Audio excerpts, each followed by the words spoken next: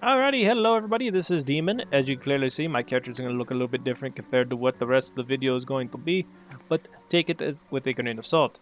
This episode that I am currently, this update I'm going to be doing at the beginning of the episode, this has been recorded several months back, and it was pretty much my thoughts on the game at the current bit of time. I might be missing a few things, forewarning, I might be mixing things in, I might forget people's names, you know, the normal things that happens when you play a game like this. At the time, I really want to go play New Game Plus. I really wanted to go. I want to play again. I have to play it again. I have to play it again. I need to see Endwalker again. Um, but only having one character kind of sucks. The only way I can do it is through MSQ. And it's crazy. I'm in my apartment and not inside the inns. I can't watch damn cutscenes. Um, but nonetheless, I just wanted to give you guys this update so you can, or the update at the beginning, just so you know.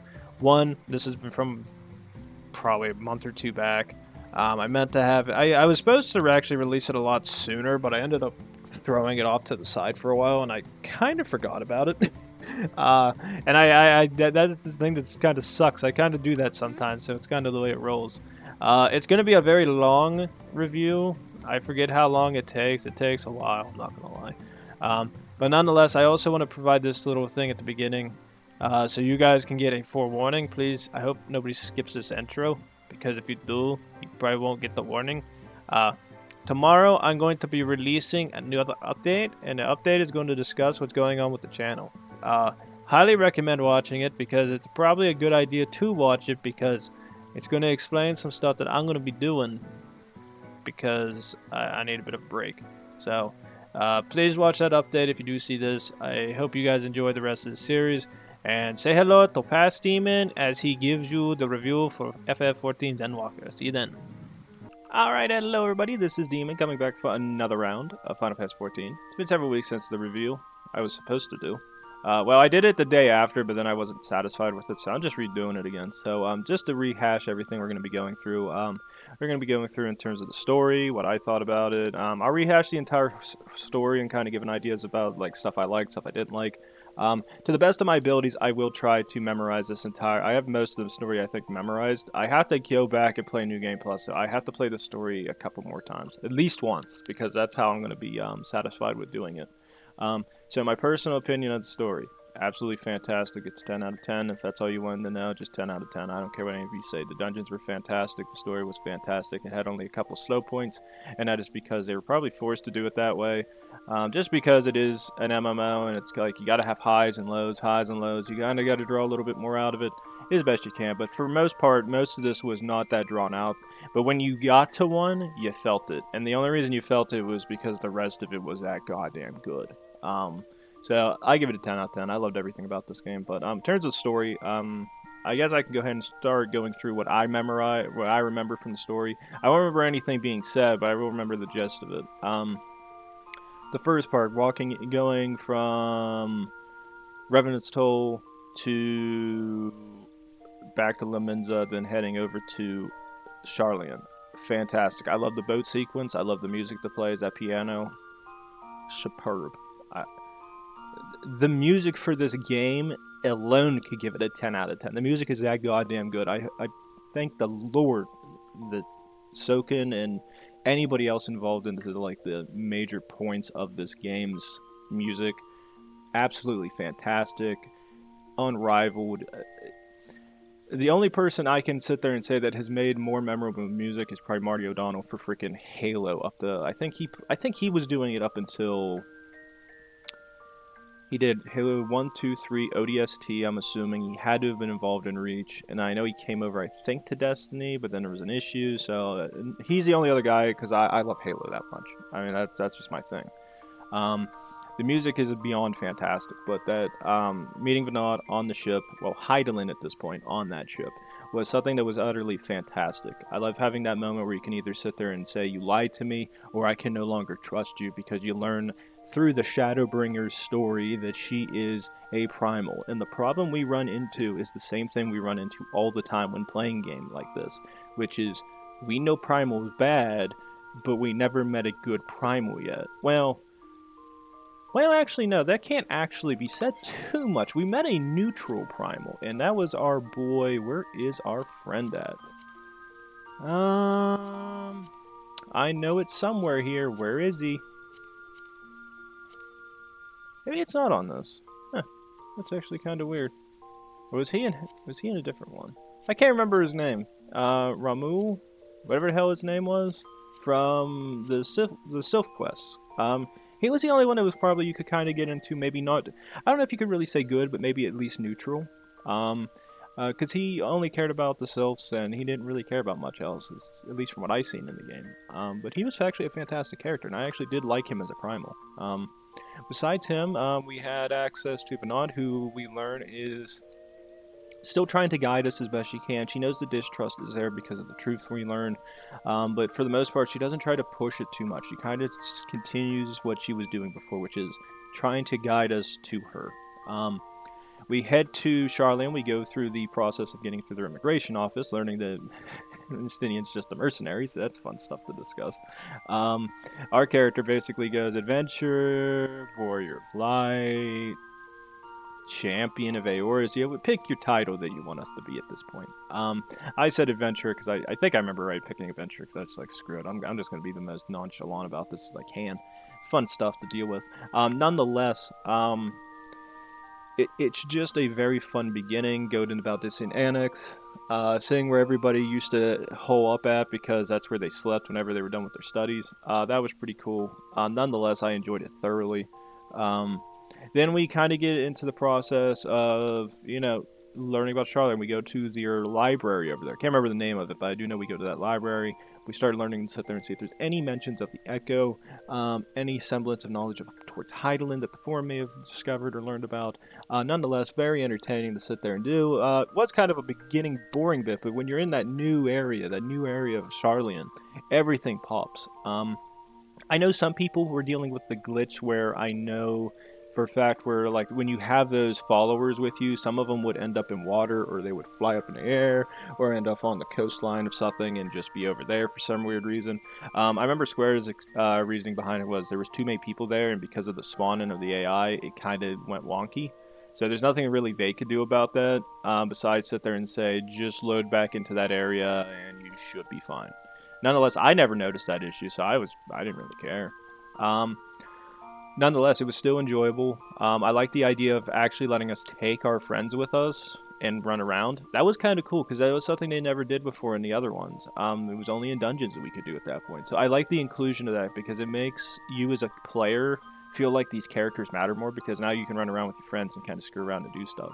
Entertaining. And then talk to them and learn about different stuff. Very entertaining to do. If I remember right, I think the first person we ever do it with is Graha, which is cool because it's Shadowbringers. Beyond that, we learn about all the ins and outs of Charlian. We get about this in the Annex. That's when, if I remember correctly, that's really where the story starts to take place. Besides running around and learning about different stuff, as I said, we learn in the books. Where they may have had a connection between their arc at the time and heading to Charlian. But nonetheless, that was stuff that still goes on. Other things. The introduction of going on the first two missions. Again, what I highly recommend, so calm down if you wonder why I'm recommending it, do Ratzahan first. That's how I would originally have done it. I know nobody who's getting ready to play the game will do that, but I think a general purpose of the game is, I think some people would generally do agree with me on this, is do the Ratzahan's missions first, and do the Charlian mission. That's my opinion because I liked it that way more because it just felt like when I went to do the Charlian mission, it just felt like I was gonna get kicked out already, and it's kind of like, what the living hell am I gonna do? But since I did the Charlian one, we kind of go through that first. We head down to Labyrinthos. We learned that they're not letting too many people in. Only the was it the Gleaners? I can't remember exactly their name. I think it's Gleamers. Again, it's been a while, so calm down if you think I don't remember stuff. It's been several weeks since I've played the story. Do you think I'm going to remember something I did on release day? For Christ's sakes, truly. Played this on release date. I don't remember anything to this date. The fact that I even remember this much is a miracle in of itself. But it also says I actually watched and paid attention to as much of the story as I could and have a pretty good memory of it. Nonetheless, we learn about them. We meet the one bunny boy. His name is eluding me because it's, again, problem, but I remember Bunny Boy. First one we ever meet, and first one they actually have in the main story quest. meet him, learn about different stuff that's going on with them. Those guys are actually going out of their way to gather as much resources as possible. They're getting, it seems like the Forum and Charlene itself is getting ready for something big. They just don't know what it is yet. Nonetheless, you go through that bit. You try to, get your way down to the lower levels of the Labyrinthos, but you can't. So we use our one bunny friend after helping him capture a little bird, big ass bird. Go learn from him. Hey, just head down to the cave system. You can head to the agricultural area on the other level of Labyrinthos. Actually, rather enjoyable. I had a lot of fun going into that area. We learned about the what is it? The flower bloom, shadow bloom, blah, blah, blah, blah, bloom. We learn about the flower of Elpis. We're going with Elpis, okay? If you're watching this, you already know the story, bruh, so you're gonna be fine with it. I call it the Elpis flower. That's how I remember it, because that was a freaking amazing good name, and I love it. So we're going with Elpis flower. So after finding an Elpis flower, we learned that it has connections to people's emotions, which eventually we learn is Danamus. So that's cool stuff. Nonetheless, after dealing with that, we go and turn into frogs, thanks to frickin' Y'shtola. She turned us and the twins into frogs. We still haven't gotten her back for that. We're gonna get her back at some point. Alphino kind of deserved being turned into a frog since he kind of gave the Matoya thing away when we saw Master Matoya, so he kind of deserved it, but I don't think my character did. So I'm gonna get her back one day. It's gonna be fun. Nonetheless, we dealt with that. Head back, talk to Crow, who in turn is turned into Hydaelyn. Well, not turned into Hydaelyn, but she is controlled by Hydaelyn. Hydaelyn basically asks if she can take control for a little bit to talk to us, and that is when we learn about the Elpis flower. Hydaelyn sits there and says it's very important. You have to take this flower in preparations. It will light the way, which she is not wrong. That is when the forum sits there and discusses with us. You people are going to go, or Alphino, or Twins' parents comes in and basically goes, okay, guys, you're going to meet the forum because we're going to kick you out because you're being a little nosy. And then that's when we get the first of the trailer sequences, which is we listen to Y'shtola sit there and say her little phrase, which is, no matter what you guys are doing, the sounds will keep on. The forum basically admits there is a secret, that they are preparing for something, but they really don't give too much information, and the twins' grandfather, Louisois, his friend, his name eludes me again at this point, because again, it's been a while since I've played, so names are probably going to be gone. But if you've watched me play, if you've played, you kind of understand the references I'm bringing out. And the fact that I remember Louisois' friend, yeah, that's probably good enough for you guys to know. The one guy on the forum who's the only one that has our fucking back. And yes, I curse because that's probably the way I have to do this.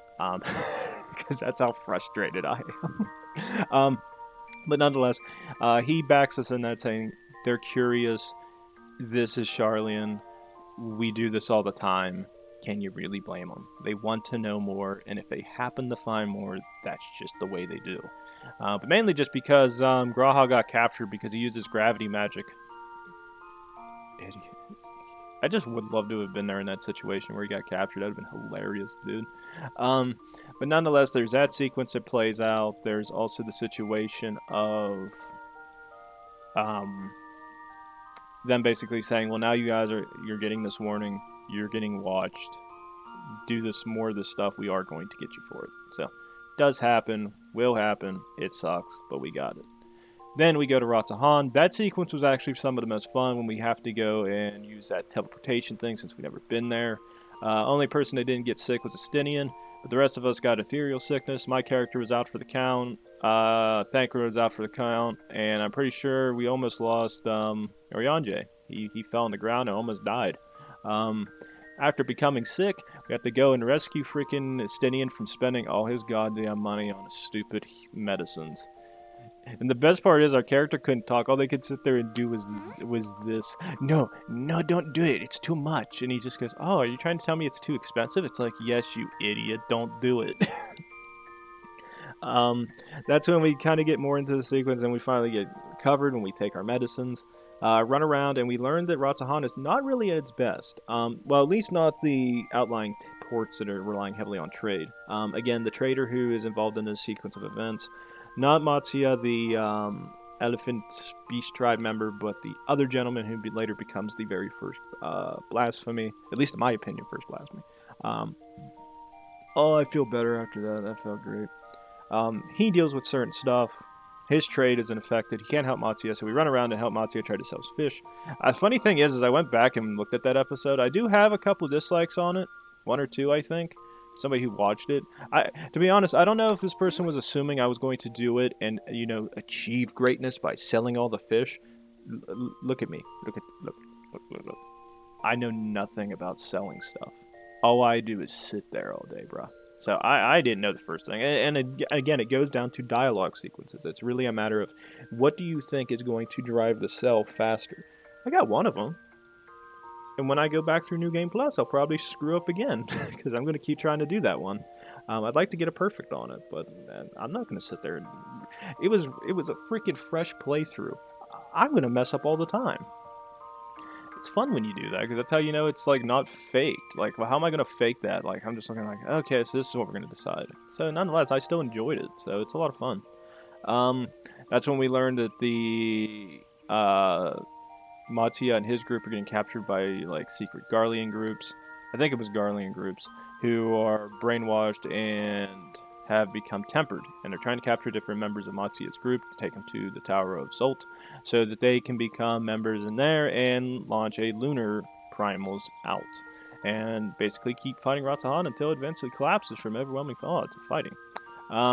That's when we head to Matsuya's village. We learn about their primals. We eventually head over to the name will elude me until I get it, but I have the teleportation stuff, so that's really cool.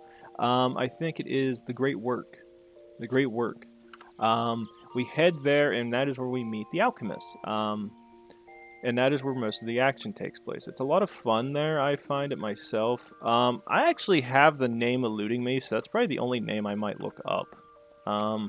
Who was it that we met over there? It was Nidhana, yes. Okay, I was hoping that was going to come in there real right away. See, I at least memorized most of the stuff in that, so you guys get to see that in the game, or the recording, so that's cool. Found it really fast. Nidhana was a really cool character to have met. Her people's work in the Great Work is pretty fantastic when you think about it, creating the talismans. We learned that they're using dragon scales. Estinian gets taken off and experimented on. Felt really sorry for him in that sequence, but it was still really, really, really funny, because they assaulted the hell out of that poor man. I felt really sorry for him in that sequence. Thank God it wasn't me for once. That would have sucked. Now he knows how I felt when oh my God, it was probably the same thing Katara put us through. That poor son of a bitch. Nonetheless, very entertaining. Enjoyed the sequence.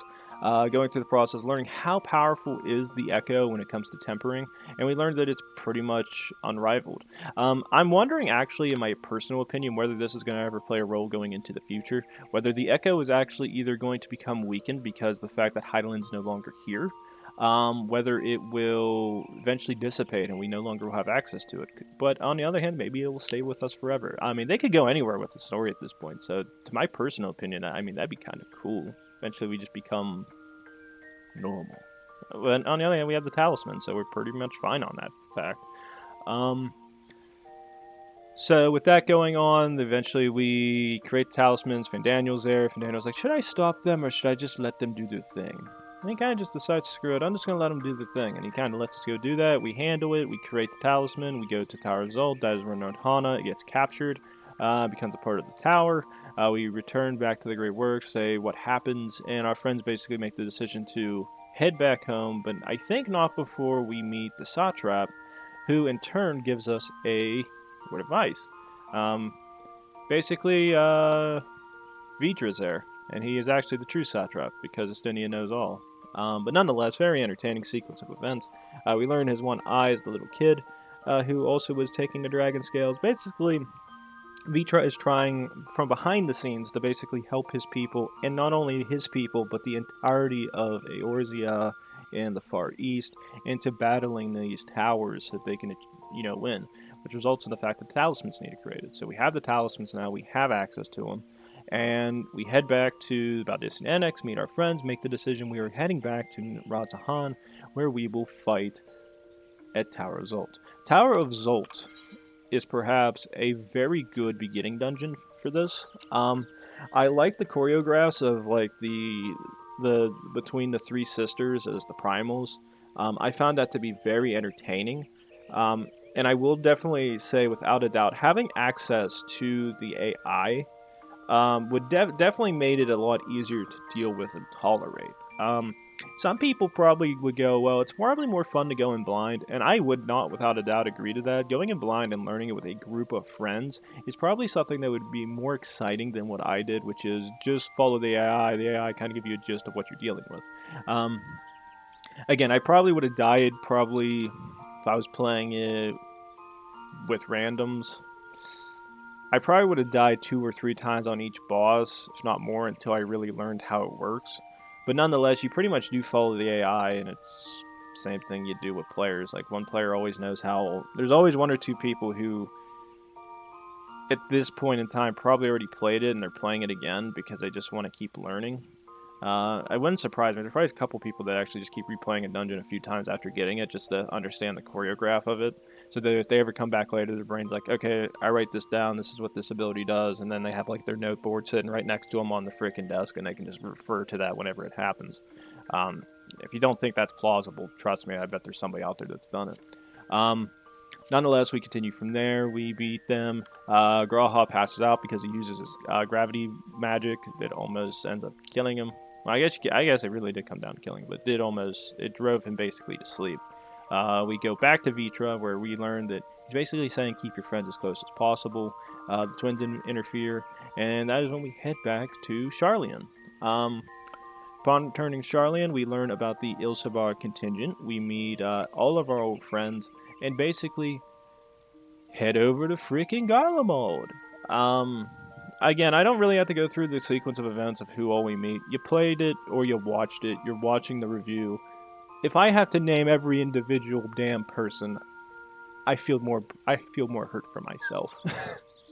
Because that just makes it worse. But yeah, we meet our friends, a large group of them. Everybody decides, hey, let's go to frickin' Sharlayan. And the only thing that's probably unique is the fact that if you do play this game a lot, if you do all the clash jobs, you basically get everybody following you there. You'll get your Gladiator, you'll get your Marauder, your Dark Knight, your Gunbreaker, your Pugilist, Lancer. All these classes, everybody... Actually, wait a minute, did this get switched around? Wasn't this down here and this was here? You know what I bet they had to do? They probably had to flip this because this used to be 4, so this fits better here, while the melee DPS keeps going down further. I didn't even notice that. Fun. But basically, the only thing to take part in is the Ilsabar contingent. Is I think if you do all these missions and you get all the classes, more people from the guilds actually show up, and then they follow you guys to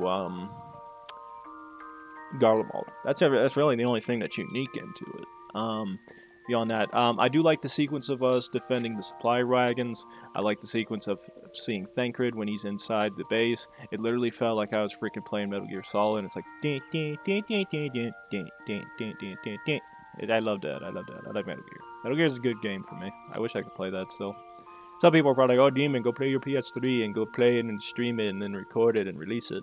Problem is that Metal Gear has a bit of an issue where you can't stream directly from Twitch. You have to do it through a,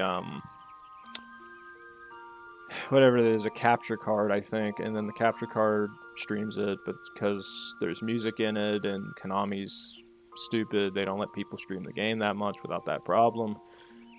My personal opinion is this: Konami, you have a fantastic game to work with, and I'm pretty sure Kojima had the right idea, which is let people play their goddamn games and have the time of their goddamn lives. My personal opinion. Because I love the original Metal Gear Solid. Excellent. I love Metal Gear Solid 2. I love Metal Gear Solid 3. I love Metal Gear Solid 4. 5 was eh. 4 was more fun in my opinion. But nonetheless, that's a tangent that doesn't need to go on. We head to Garlemald. We do the supply stuff. We meet up at the, what was it, Camp of the Broken Glass? I think that's what we refer to that place as. Camp Broken Glass. Where we head out and try to find survivors, where we find a young woman who is out scouring for resources and heading back to her little camp. I think it was like a retirement area or some type of thing for old Garlean soldiers. Her sister, who is sick and ill, also amongst 3 other survivors, are staying there holding out. We learned from them about the fact that the tower showed up. There was a terrible scream. And everybody who wasn't near a radio at the time ended up becoming, well, at least for their sequence of events, but we've later learned also that if you didn't have that radio near you, it resulted in everybody getting tempered. They went there. We go out trying to find another group of people to try to trade, I think it's, what, Rillium? Rillium, I think it's called. Their fuel source. And we find another group of local survivors. These are actually people, I think if I remember correctly, they say are that were captured by Garlean being used to work at the local plant. And instead of trying to head home, they basically said, well, we've been here all this time. We have nothing to really gain going home. We don't know who our friends and everybody who survived, so they kind of went, screw it. We'll just stay here and keep trying to survive and do our best. This is our home now. That's what they do. But upon returning, we learned that Alphino was ambushed by the survivors, two of which he knocks out. The third one is still up and standing, while the two girls run away through the ice fields trying to get away from us because they think we're invaders and that we're going to enslave them, kill them, or do many worse things. They both get attacked somewhere on the ice fields by something, and we find their frozen, well, they're not cold bodies, I wouldn't say frozen bodies, over on one side of the cliff where they had the radio with them. So unfortunately, that is the first sequence of events where Alphino and Oz, they basically learned that these people see us as invaders. They don't want our help. They are terrified of us. The propaganda used by the Garlean Empire has been very fortuitous in causing this. The only thing and that's the thing with it, is some people, maybe they don't understand how bad propaganda can get. It is something that is very highly seen and it can happen. The easiest way to describe this is Japan in the 40s. Whenever the United States are invading their home island, Saipan is a very prominent one, where they basically are telling their civilians, like, these people are going to commit all sorts of war crimes that I will not repeat, because YouTube will probably get angry with me if I sit there and say half of those war crimes. But just know that they gave them hand grenades and knives, and there was a cliffside. Many things happen upon that area, especially when it's near water. Yeah, they were very fearful, and you can have an idea of what happens when you have those things on a populace. They use those things. They use them very badly, and bad things happen. Very bad. Don't worry about it. If you're young, don't look at this stuff. Wait until you're 18, then watch it. Or watch World War II in HD. That's what I watched. That's how I learned about it. Dark stuff. Nonetheless, that Germany and Soviets are both prime examples of this when they were invading each other. Nonetheless, combined with that, trying to think what else we're going to go into. We're Garlemald, everybody's there. Oh, we head back to Camp Broken Glass, where we tell them our findings, that those people did that. Nonetheless, in the sequence of events that occurs, we also see a situation where we meet, was it Julian? Julian? I think it's Julian. I could be wrong. I can't remember what the hell his name is. But I think it's Julian. My brain is lost on this. But we meet the scout for the Garlean troops of the first, who were sitting under a freaking, I guess you can sit there and say, a hidden little area underneath the freaking ground, aka a training, or I guess you can call it a, it's not a train, but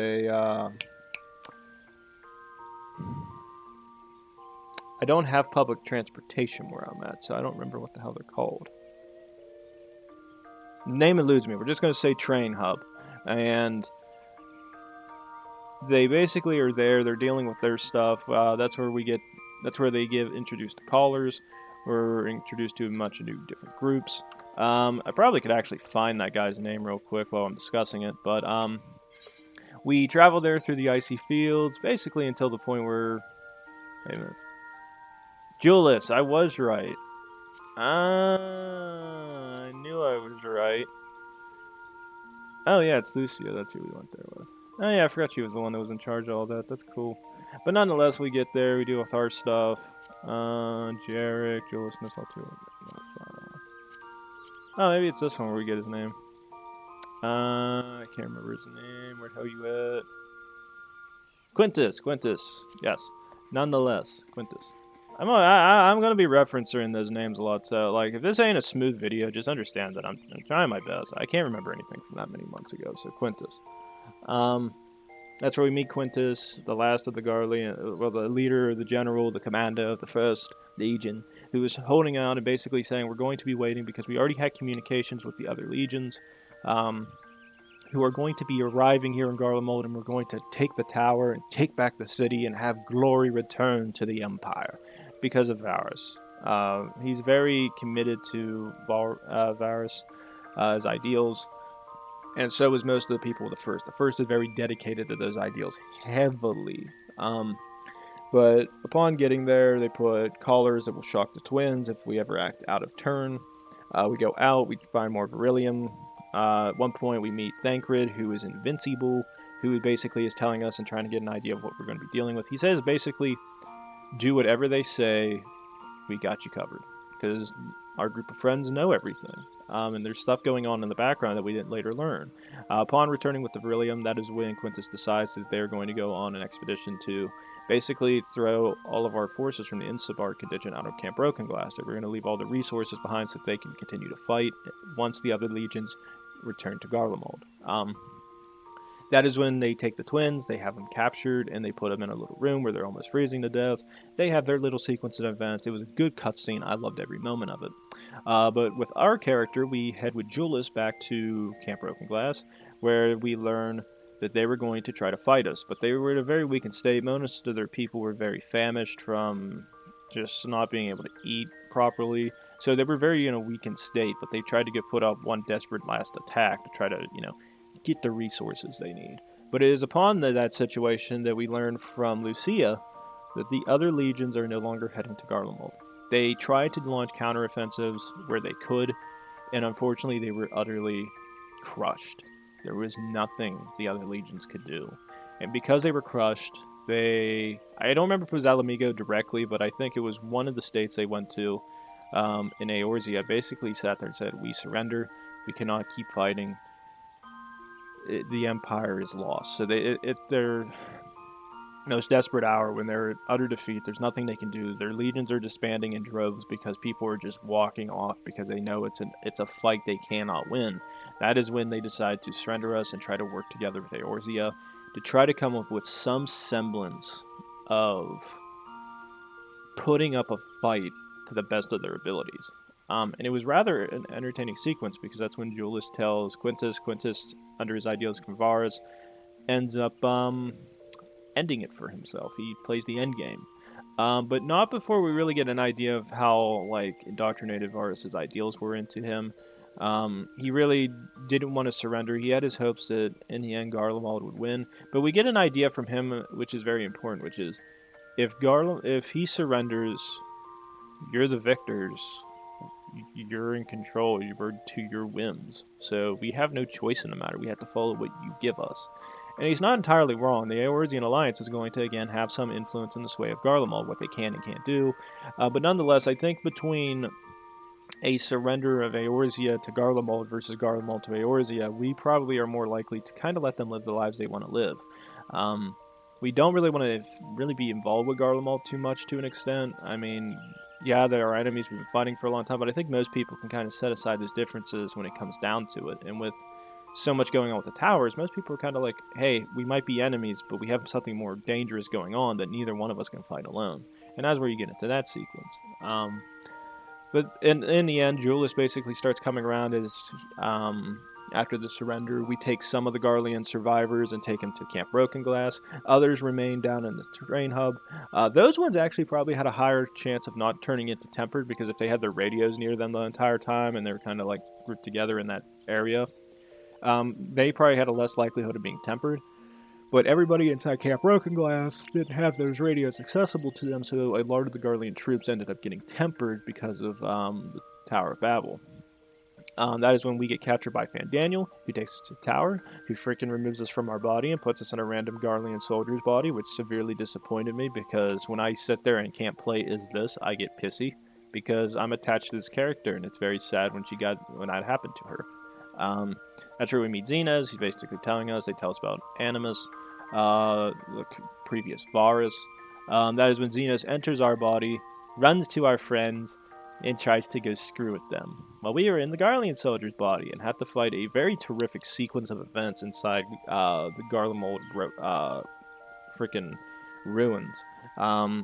It was a very unique situation. I truly did like it myself. I don't know how many other people truly liked the game at that point. I know some people I seen online were complaining that it was either too difficult. I think some people were complaining about, and I'm like, that's probably a very low minority of people who were complaining.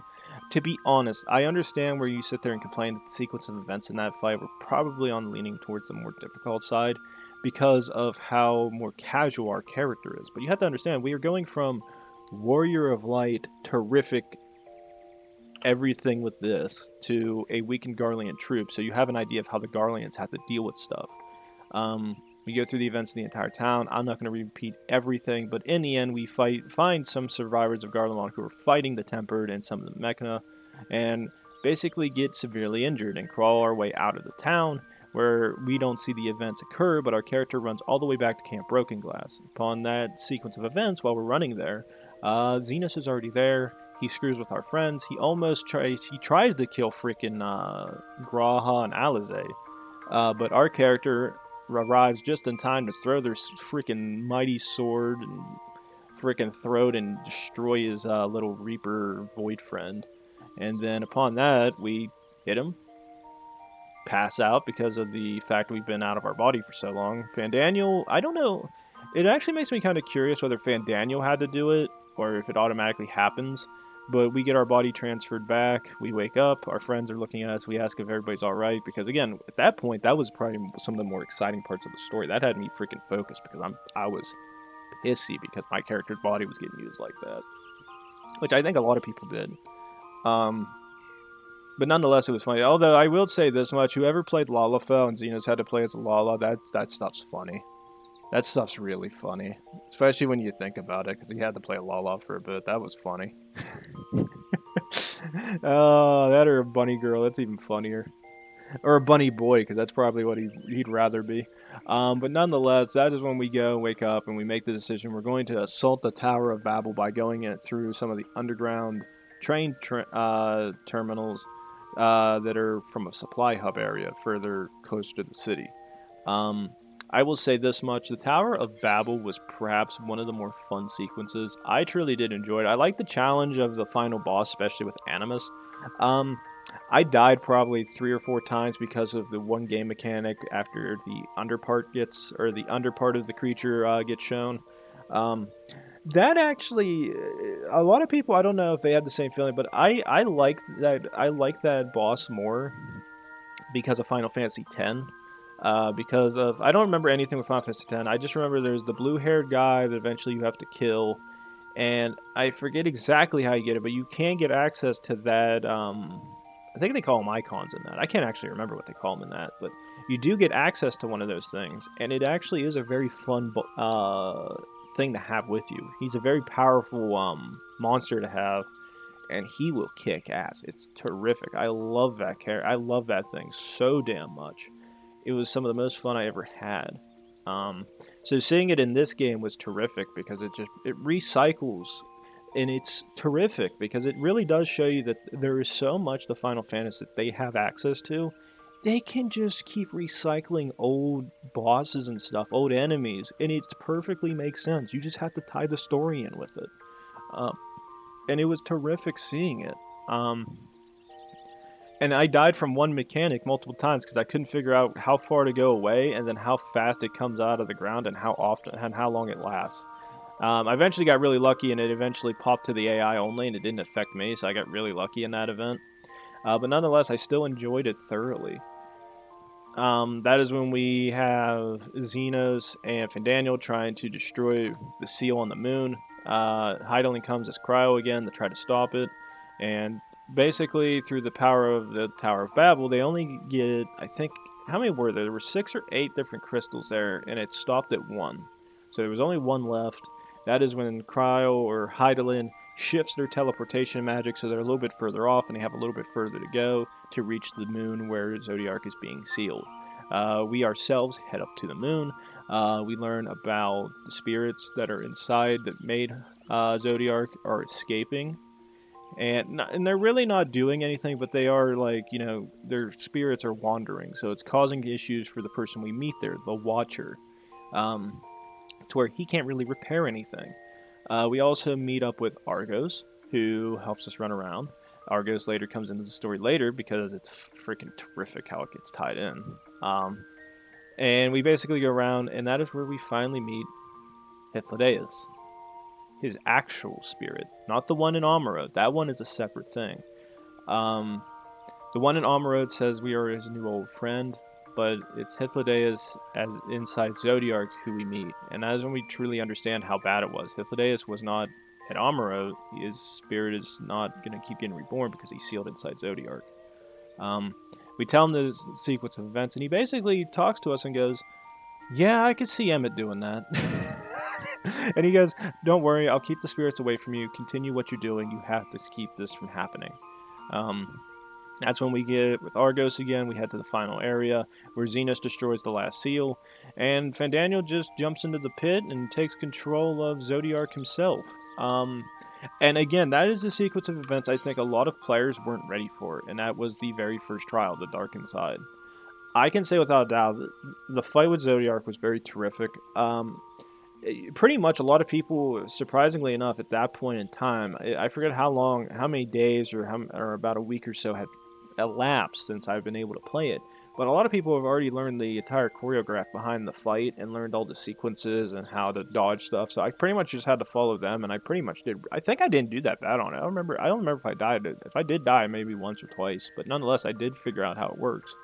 And that is actually the first one we can't use the trust system on. I did trust system on Tower Result and Babel. Both were terrific. And the Darkened Side, terrific. I enjoyed it.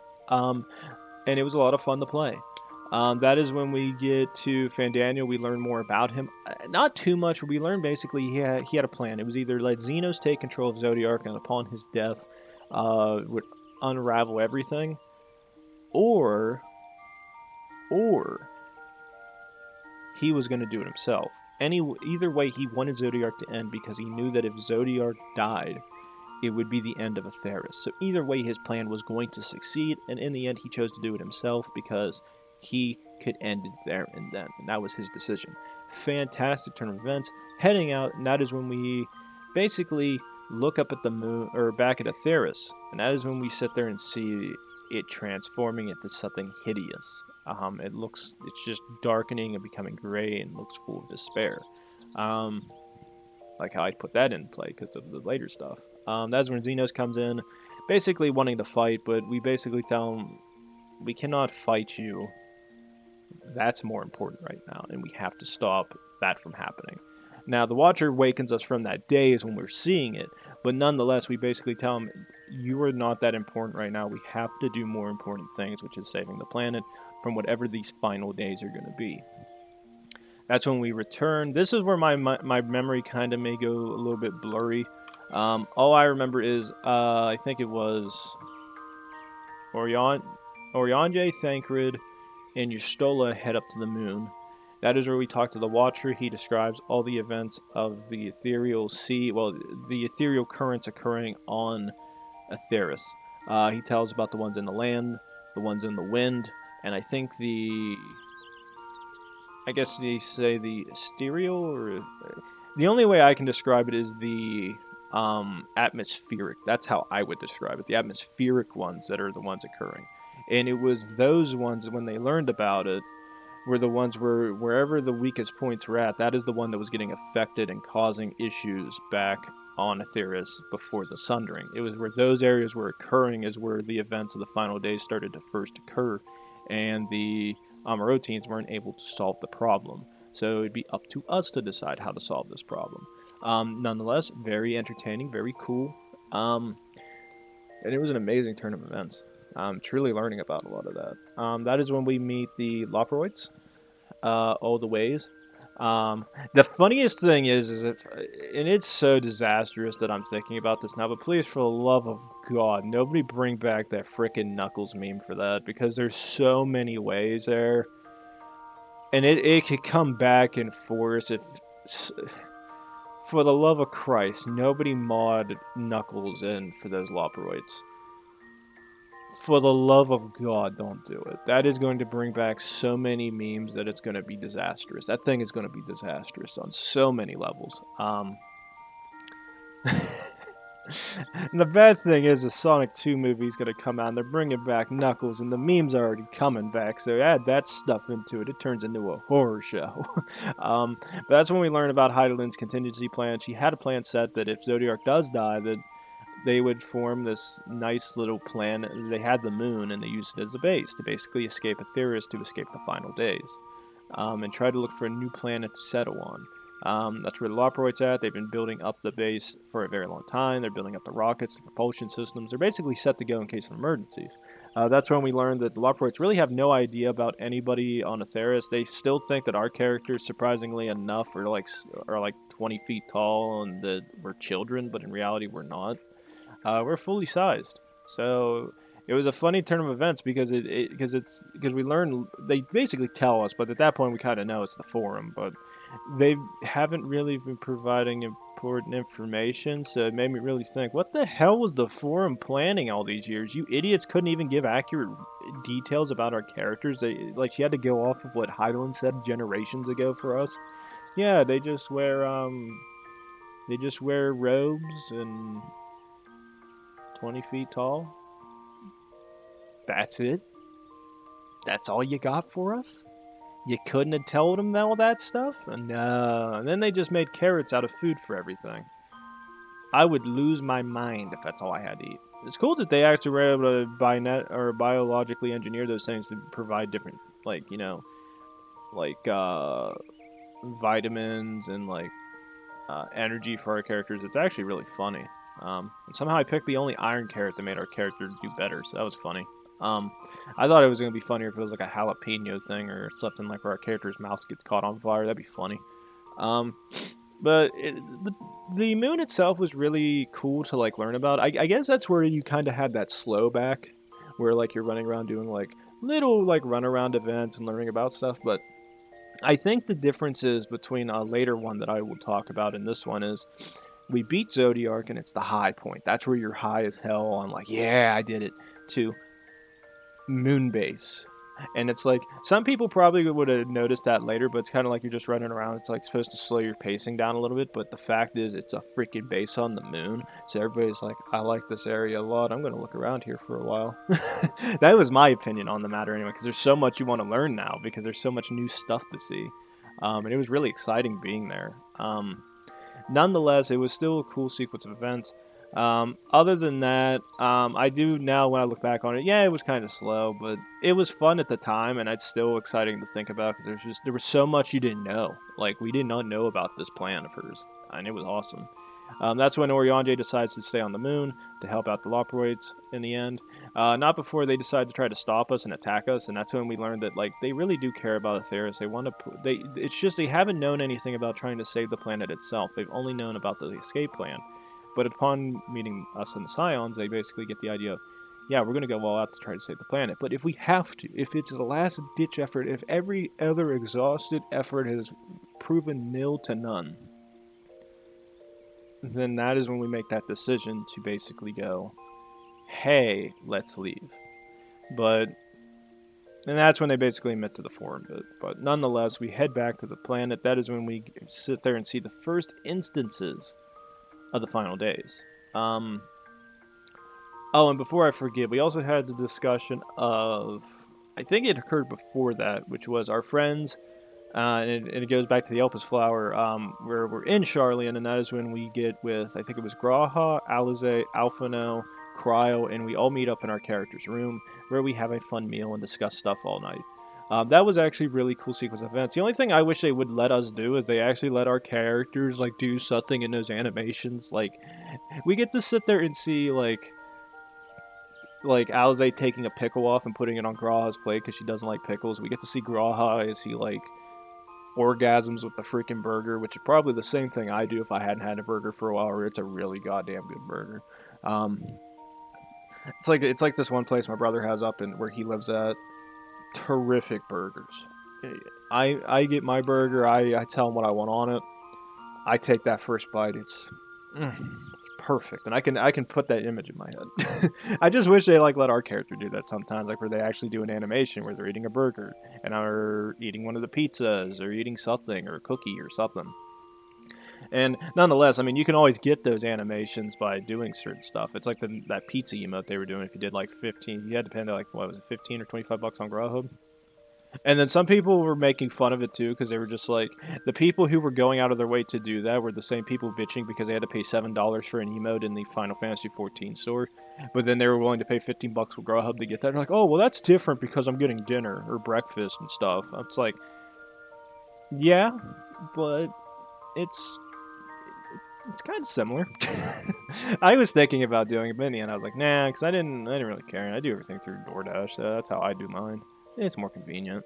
At least to me, it is. It's like me now. I have two donuts sitting in front of me, and I've been doing this and a cup of coffee. I haven't drank or ate anything yet, but I'm just sitting there looking at it every 5 minutes, like that donut looked good. Nonetheless, we have that sequence of events. That's one thing I forgot. We also have, I think it occurs that same night, which is our character looks up at the moon, and that is like when we have an instance of the final days reoccurring to our character. And I think, I could be wrong, but I think that is when we can have the event where one of our friends show up that night. Maybe not. Maybe that's I can't remember when it occurs because it was so long ago. Maybe it occurs later. Maybe it occurs when we're getting ready to do the Arc stuff. I'll save it to the Arc stuff then. But I think that was the one we got, which is we look up and we sit there and see that. Then that's when we see Ratahan has its access to the first primal. That is the merchant back at the beginning who was not Matsuya, but the one that was at the port city of... Where are you at? I know I had the name. Yedlimod. I don't know. That's a horrible way of pronouncing that, but it's probably accurate. So just don't argue with me. I don't know names. I'm horrible with them. But that is where the first blasphemy occurs, and when we get there, the skies are on fire. It just describes it as apocalyptic, and I think that is when we get to the new dungeon that occurs, which is Vanaspate. Oh god, I haven't even eaten anything on doing this crap. This was a very fun area. This is where I think we went from a 10 with these. Like, no, a base thing that we thought it was going to be. A base, which is you're going to fight Zevyorg. A 9. Very standard, very good. I enjoyed every ounce of it. It went from a 9 to a goddamn 11. Because it went crazy. With just everything occurring. That's when we get the first instances of that dungeon. That is when we get to see some people who give into despair and turn into blasphemies. And then we see others who, upon seeing them turn into blasphemies, also give into despair. And that's when we learn that there's something going on, and it has to go with emotions. And I can't remember the name that Hana gives to it, but it's Dynamis. And that is the connection it has to it. And that's when we kind of get an idea that there's something going on with people's emotions that are causing this. And later upon it, we go to this place. But nonetheless, we have the sequence of events. We beat everybody in the dungeon. We stop the primal that blasphemy from being able to kill anybody. It's another trust fight. Vitra basically is also like getting overwhelmed by it because he doesn't want to kill the blasphemies, because he knows it's their people, and he doesn't want to kill them because it's his people, and he's emotionally tied to them, and he doesn't want to, but in the end he gives into the mercy of, hey, whether we like it or not, they need to die, otherwise other people are going to suffer, and he gives into that of, they're not wrong, they're right, so we do that. Upon defeating the larger one, which is actually one that I think, it was like a dragon one of it, but we also seen a similar fight of that exact same blasphemy back in Amarot. When we're doing the fight with M itself back in Shadowbringers. I think, what was it? Not the twin, Amarot itself, the dungeon Amarot. But it wasn't a flying one. We fought one that was on the ground, but cool nonetheless. Then we go back to Ratzahan. We try to get an idea of what the hell happened. That's when we learn about the merchant, and he was in a depressed state. He had his hopes up on a trading agreement that he had, but in the end, the people that were trying to form it had to back out of it because they found a better deal. And that's when he truly gave into despair, turned into the first blasphemy, and then all hell broke loose. That's when we go back to the meeting area where we go towards where the Satrap lives. And we have a discussion about stuff. One older woman is trying to figure out where her son's at. our grandson, son or grandson, I can't actually remember which one, that she said on top of my head. But I know in that sequence of events, that's when Matsuya comes back, says Palestine is falling to the enemies, or getting attacked by blasphemies, and that's when the woman basically reaches a point where she gives into total and utter despair, and we learn that upon realization that that's how the blasphemies form. Other people amongst the group start transforming. We have one sequence event where a big gray one is basically walking to a child, and the child turns into a little gremlin one, in which case he gets stepped on by it, and then the father basically has to sit there, and then the satrap that we know comes in and tries to fight it off, gets got by getting eaten, and that guy almost gives into despair until Graha is able to stop it, but not before our character goes and tries to chase it off so we can go kill it. Now, I thought they were going to have us fight it in that sequence, but we don't. Which actually surprised me. But I actually didn't mind it that much. I mean, I would have loved to have fought it to get that freaking payback. It's like, you killed my boy, I'm going to whoop your ass. But nonetheless, it was fun because the cutscene didn't stop. And it was still crazy. And that's the first time where we see Crystal Exarch Graha kick back into gear. He basically starts commanding people what to do.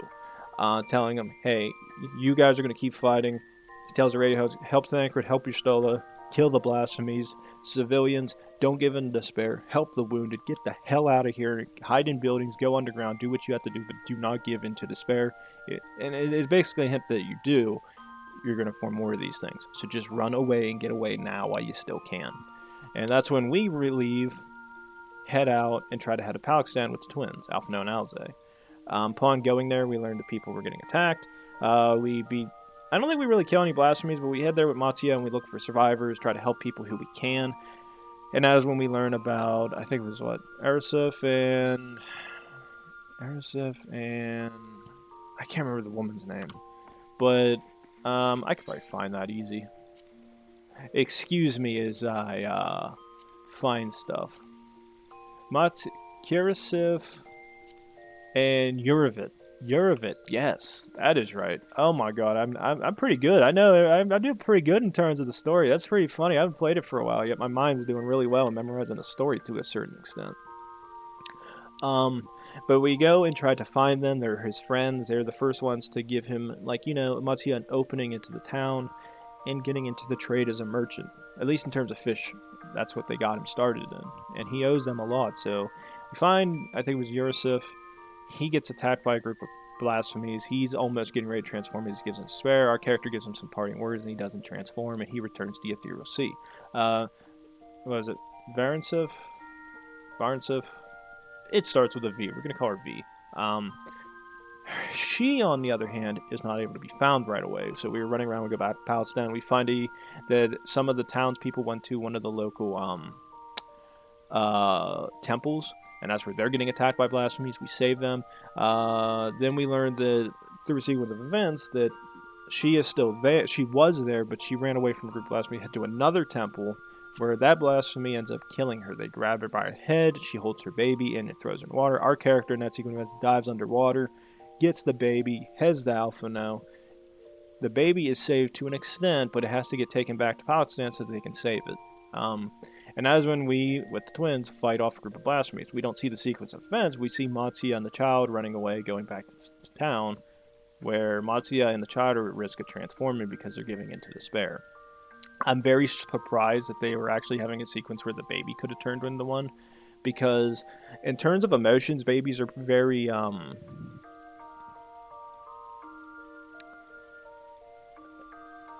they can go anywhere. They're not in control. They're just going to scream all day long. So, and in terms of blasphemies, they're probably the first ones to turn. They're very chaotic.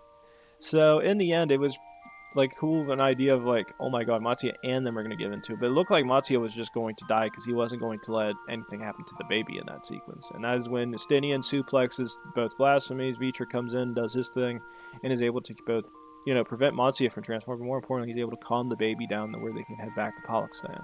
Stinian meets up with us. We head back to Palestine. That's when Vitra basically admits, hey, I'm going to admit that I'm the satrap now, so this is how we're going to do it. We go back to Ratzahan.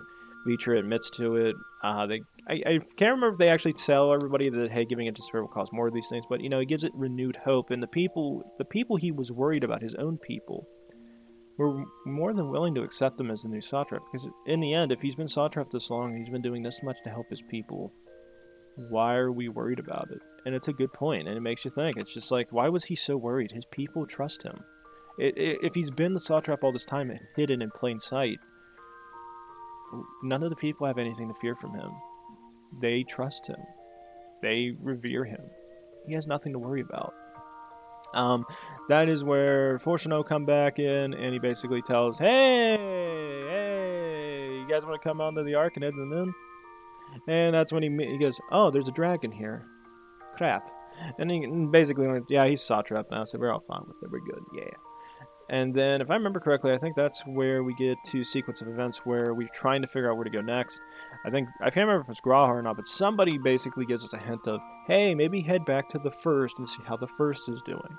And that's when we learned the First has been doing fine. They have no issues with the final days. They're completely disconnected from it.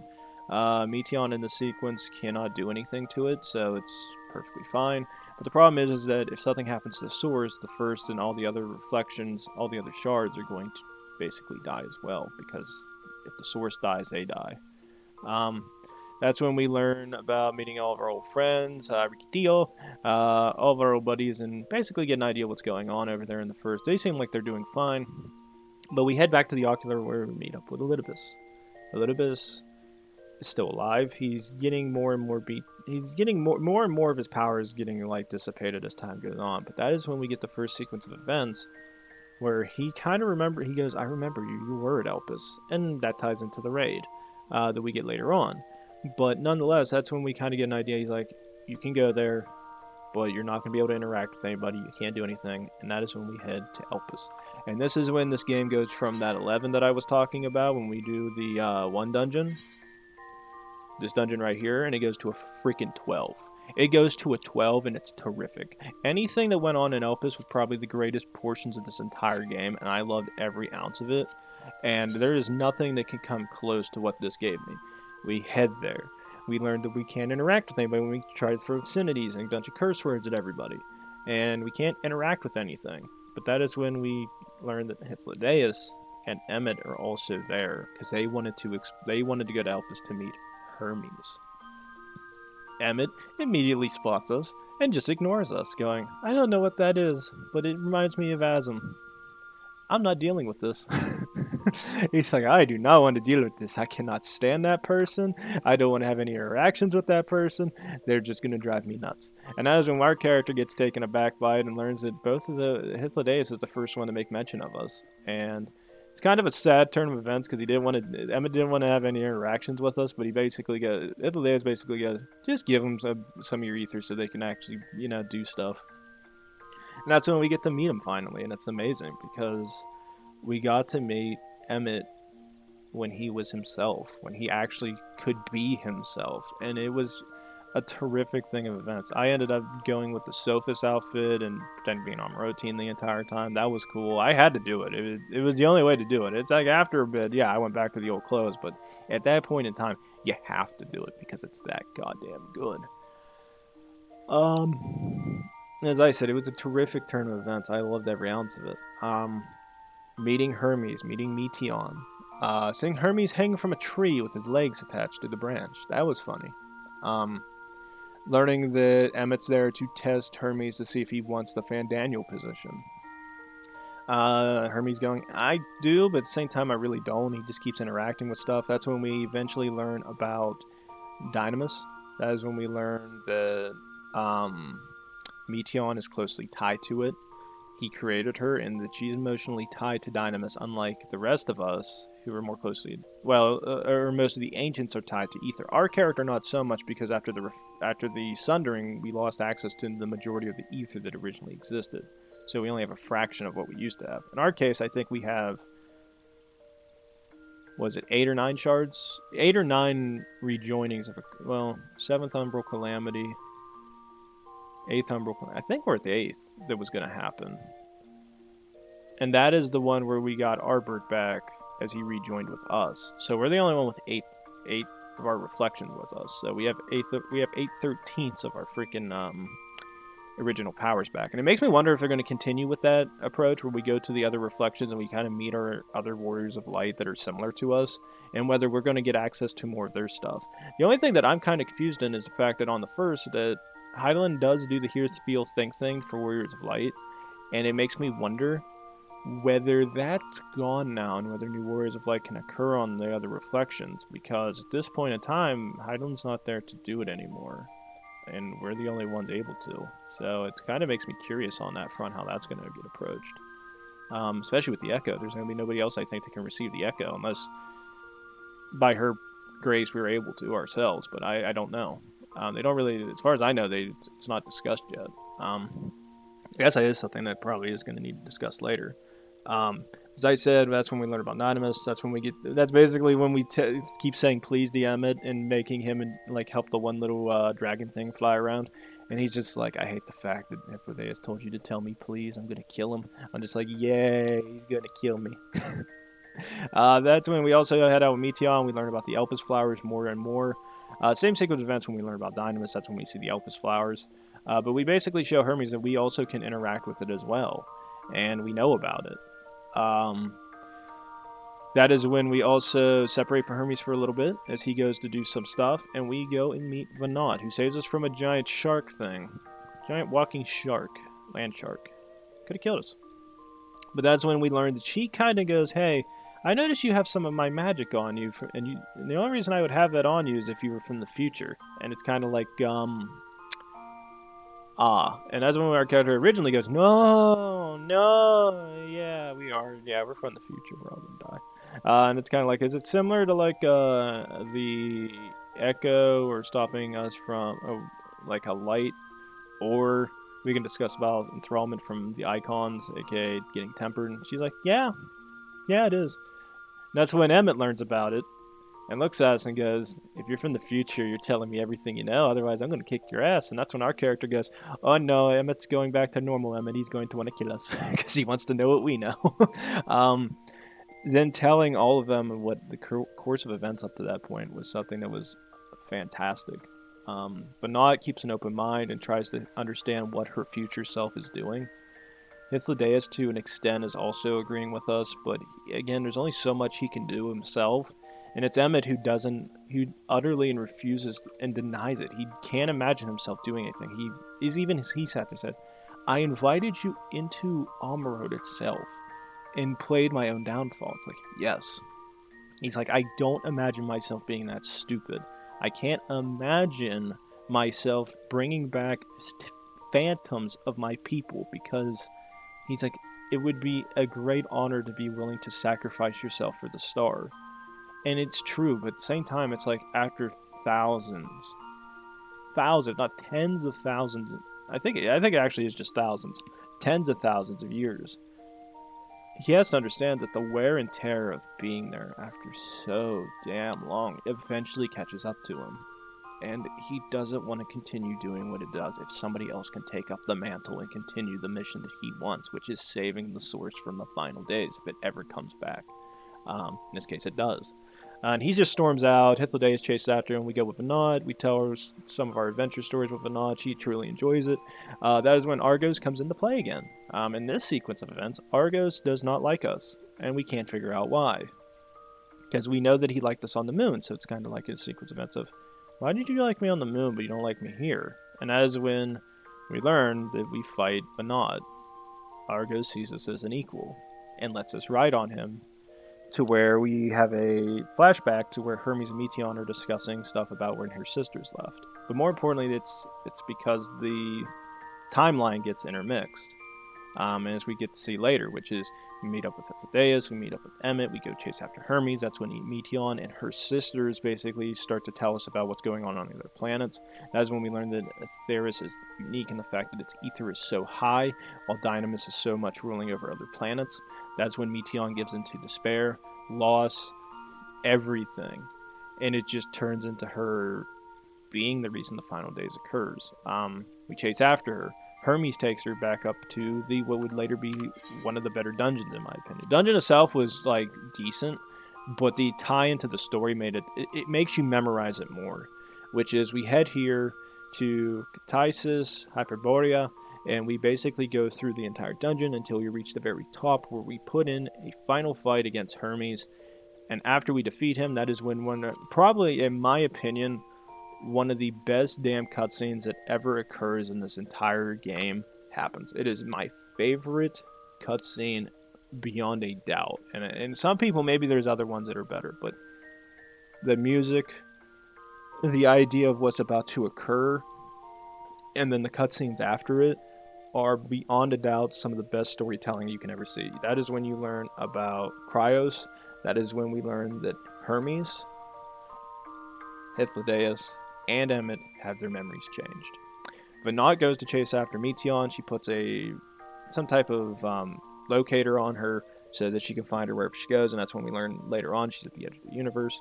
At the same time, that is when Venat, after our character tries to protect Hythlodaeus, gets to ride on Argos, and we go through the one little crack and try to escape the dungeon itself. And then that sequence of events, that is when Hermes, Emmet, and Hythlodaeus lose their memories. Emmet basically telling us that he doesn't still believe our story, without a doubt. But he says, if it does happen, he says, don't tarnish the legacy I leave you. And that is when you truly understand that this all is connected in a timeline. That is when we meet with Venat outside. We see that those three lost their memories. That is after we return back to the source. That is when we deal with the sequence of events of seeing what happens to Amarode again. We see Venat as she walks through. We see Emmet saying bye to Hythlodaeus saying bye to Emmet as he goes to basically sacrifice himself to become part of Zodiark. And Emmet, at that point, you see his resolve kick in. And that's when you tie back to the fact that he says, anybody who sacrifices himself for Star should be revered beyond a doubt. And that's when you truly understand the grasp of it, which is he holds that ideal as true even at that point. But it's such an impact to lose one of his friends that it's beyond reasoning for his emotions at that point. He puts himself all into it to save his friend and others. And it makes you really truly understand that if he had his memories at that point, how much of a difference that would have played into the game. But we also sit there and see Venat as she's walking through. She's just kind of like, she sees it happen. She knows it happens, and it's sad. She keeps on marching forward. That's whenever you see Hermes is trying to be his Findaniel at the time, trying to save the star, and there's nothing he can do. You can sit there and see the Armoroteans as their powers just start to go crazy. Creation magic goes off on a tangent. That is when we see her go into one of the destroyed buildings where a group of Armoroteans are basically sitting there trying to discuss stuff, and they basically go to Zodiark begging for him to bring back the old days of perfection. And Venat decides, because of that despair, because they are not willing to accept the grief that is occurring, that they are no longer allowed to make these decisions. Because they're not focusing on those they lost and rebuilding from that, they want to just keep bringing back the old days, so she sunders everything. Again, perfect use of the song, and I loved every ounce of it. Again, that's when this game becomes a 12.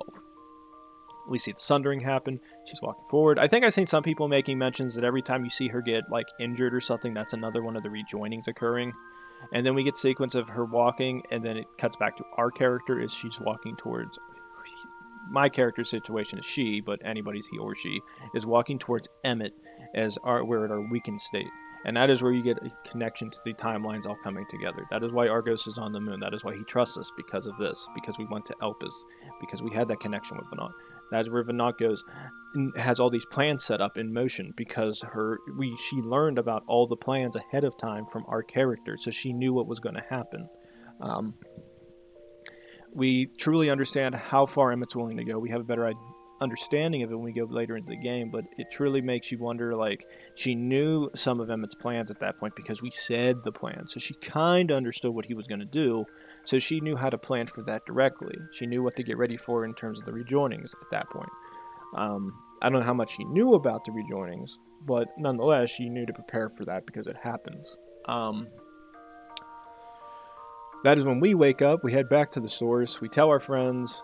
Well, we actually don't get a chance to tell them right away. That is when Fortuno and survivors from Rantahan and other Sharlians are heading into Garlemald to try to use a teleporter to head to the moon.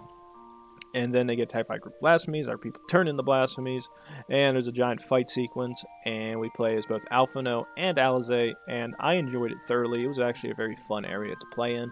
And then as Alize gets hurt, again, another sequence in the trailer. That is when our character waltzes on in and basically tells everybody, and well, it doesn't say anything to anybody, but we basically have to fight everything off and help our friends. We beat all the blasphemies. Fortuna makes a decision to head back to Charlian because at this point there's nothing to gain because Garlemald is still a broken mess. But at the same time, it was during the sequence of fighting events that is when Julius and the First comes in after being able to rearm, basically eat and rejuvenate themselves. If they put up a hell of a fight against the blasphemies and they go and put their all into it, they try to save everybody, and it's a cool sequence of events when you truly and utterly think about it, because at one point these guys are willing to kill us and now they're going out of their way to help us, and it's awesome because it means the Empire is changing because of Julius. Xenos comes in. He actually saves, I think, one or two people from a blasphemy, and it's like he's like, I'm just here for the sport. And that's when Alize basically sits there and says, if you continue along your path like you are, nobody will pay attention to you because nobody cares about you. And I think that truly hit Xenos more so than they're willing to admit, because he really did have an impact. It did have an impact on how his thought processes continue. And it's really cool because he learns that it's not the fact that we don't want to interact with him. It's not the fact that nobody wants to have anything to do with him. No, it's the fact that there's more important things than you going on right now, and the fact that you keep thinking that we're going to pay attention to you is sad. Change your outlook on life. Do something different. And I think in the end he does, especially later on. But that's when that goes on. We go back to Charlian at this point, I think. We deal with more stuff there. That was actually some of the fun part. And that's where we kind of get into the slow bits. And that's the only thing I didn't like about it. It was a pretty slow bit going around. Orianji comes in with some of the Loproids. He's almost frozen to death as his hands shake thoroughly. Pudding Way comes in and almost looks like she's getting ready to, or he or she, I don't remember which one it is. I don't remember the voice. I just remember it looking like a zombie as it looked for Pudding. It was funny to watch. And that is when we head back to Charlian. That is when we learn that they have their arc. We sat there and said we will help them. We will figure out ways to get their engine to be more efficient. That is when we call in every favor that we have. And that is when, in turn of events, having access and having done the entirety, and I do recommend the entirety of all this new Game Plus stuff, doing the Binding Cause of Bahamut, because if you beat it, our friends have an easier time of getting access to the resources, because Bahamut and all of his underlings are no longer there. Doing Alexander, because you get access to the freaking Eorzean the goblins, whatever the hell they are. We get access to them. Doing Omega because of Alpha and all our friends there in the Ironworks. Doing Eden because, well, Eden not so much. That ties back into the first, but when we do that sequence, but that one not so much, but still nonetheless cool. Crystal Tower. Doing the Shadow of Mahawk because we get access to Sky Pirates. Return to Ivalice because we have access to the Prima Vista and all our friends from there. Nier not so much because nothing ties into that. War and Triad I don't think had anything to do with it either. The Four Lords did, and so did the Sorrow Were Low. Again, highly recommend. Oh my god, I hit the wrong button. Okay, I might have hit something. Damn. No. Did I do anything else that was bad? How are you doing? Okay, we're good.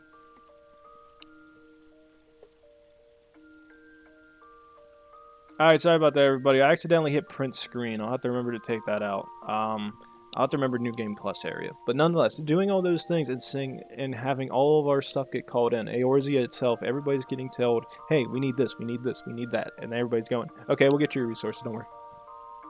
And they're surprised that we have access to so much a range of group of people. It's like, yeah, if you do all the story stuff, it all ties in. It's good.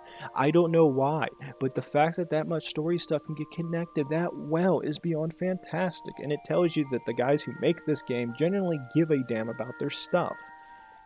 And again, I play into this. Play the damn game and have some fun. Again, I would like to do some more of the other jobs. I just don't think I do that well. And I'd rather not deal with something where I can't do well in and fail at it. So that doesn't affect me that much, and I could care less. But everything else, beautiful. I'm trying to think if there's anything else to discuss in this matter.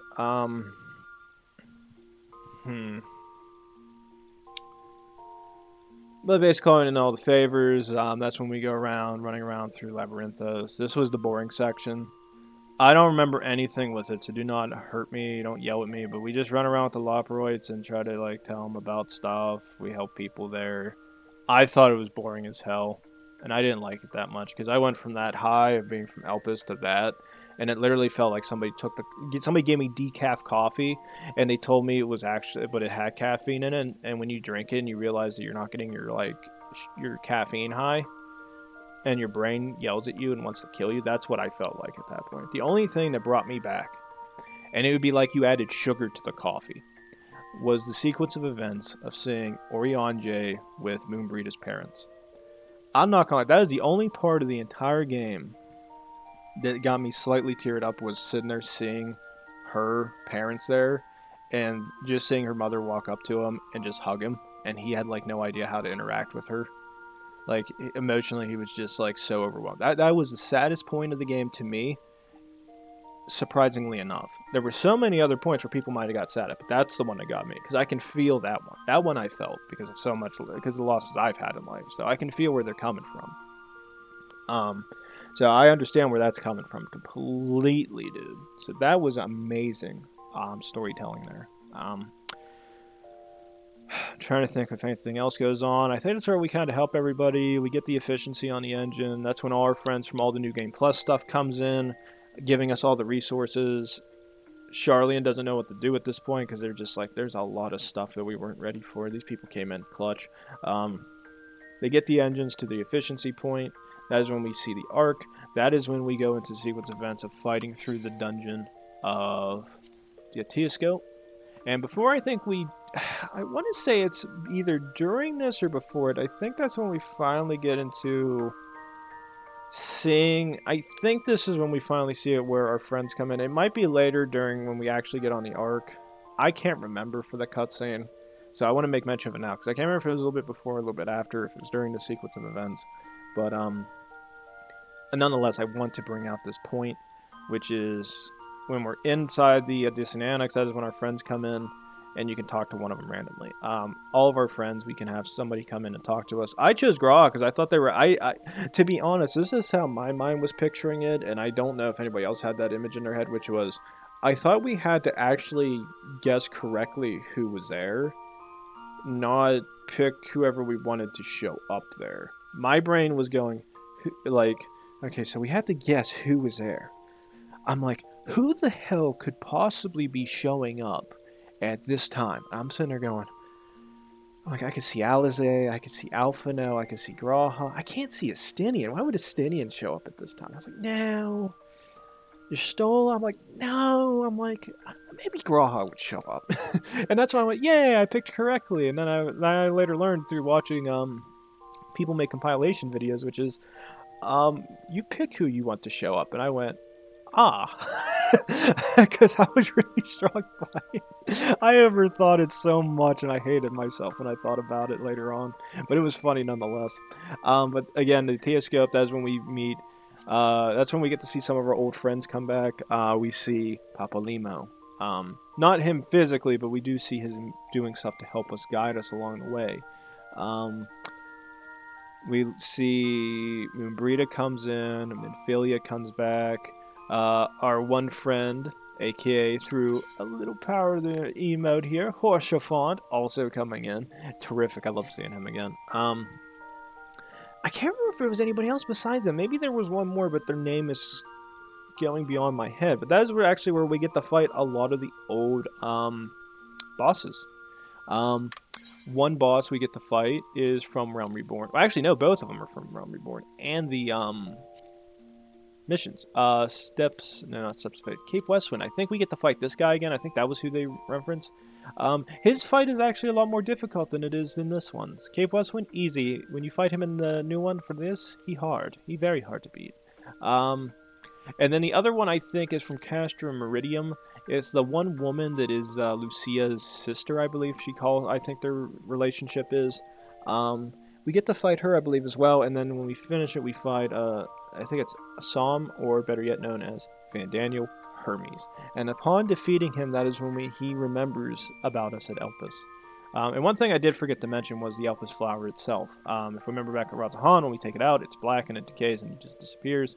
Or Kryle's magic just wore off on it. It's hard to know.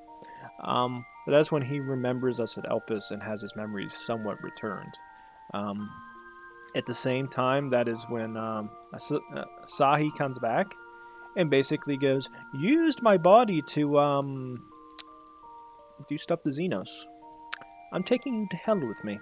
We're both going down into the pits.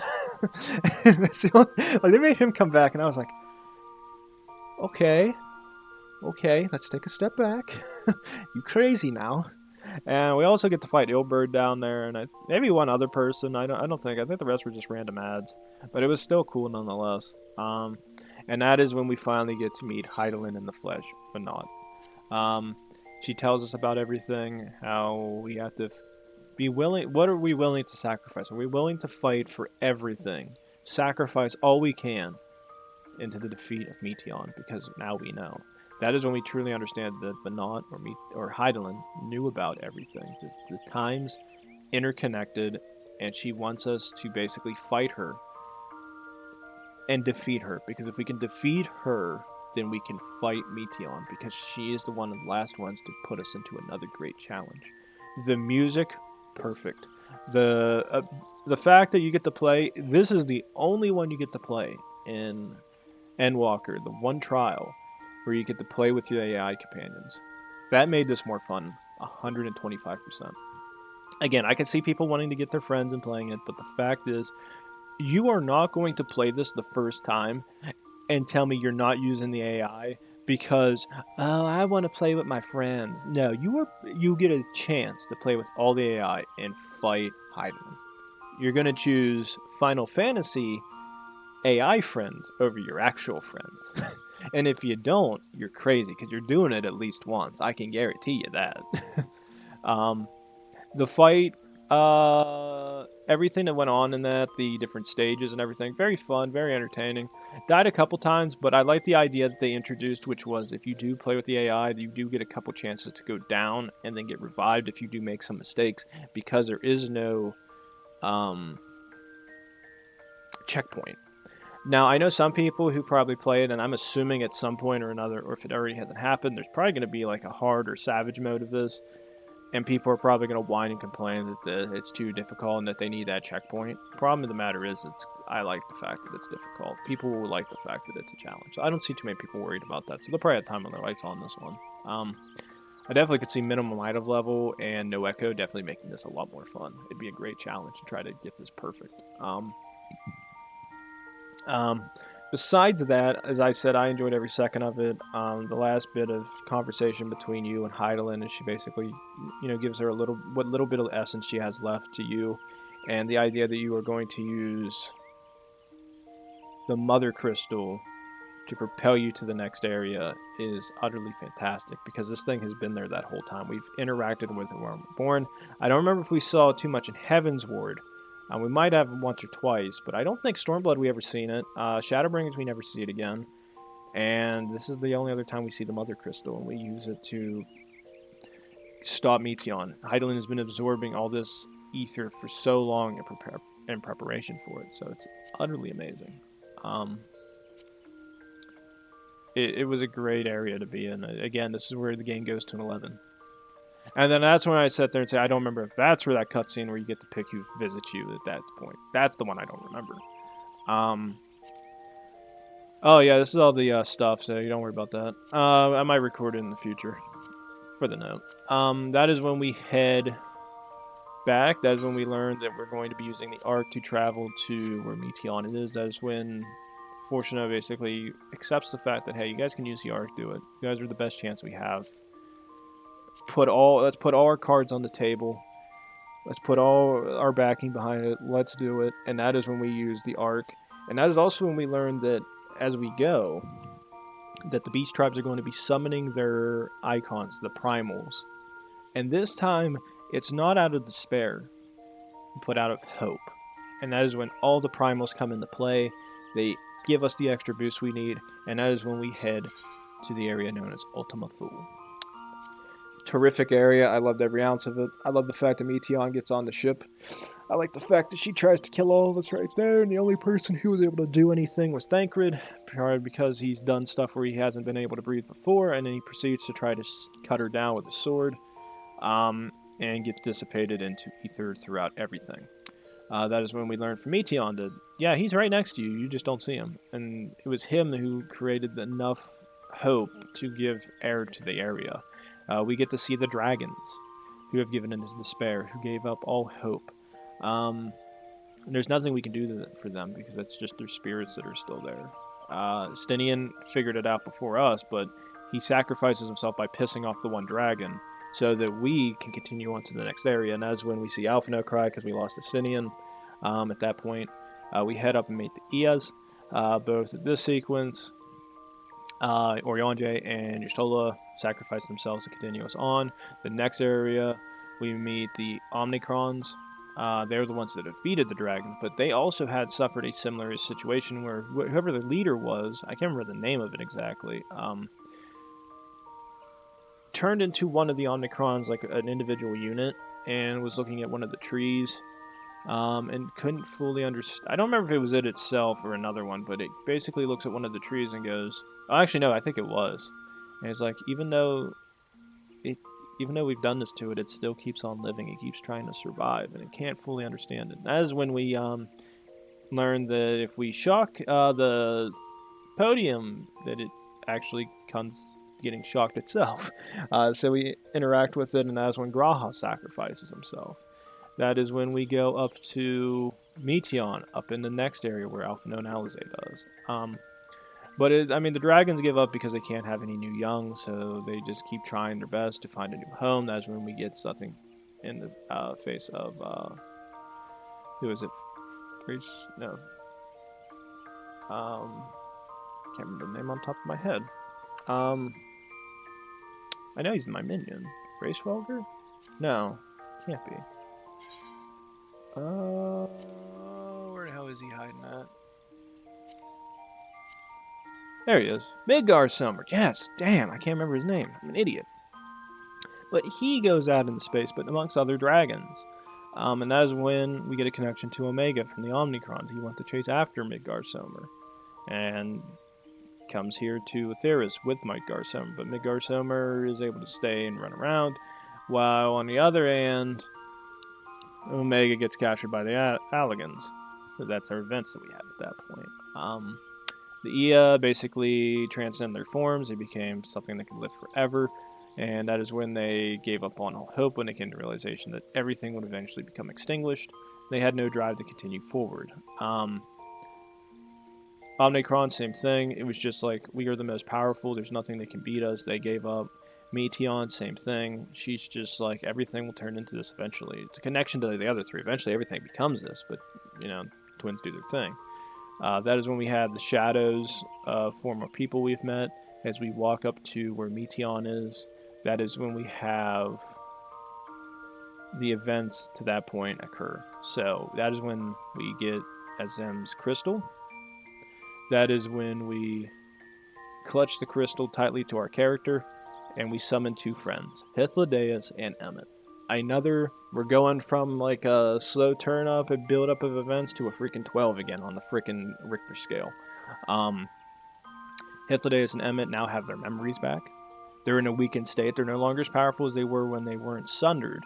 Well, actually, no, I don't know if Zodiark... Actually, no, I don't know if you could really say Hythlodaeus got sundered, because in theory he'd be in Zodiark at the time. So would he... Well, I guess he would have, because Zodiark got sundered as well.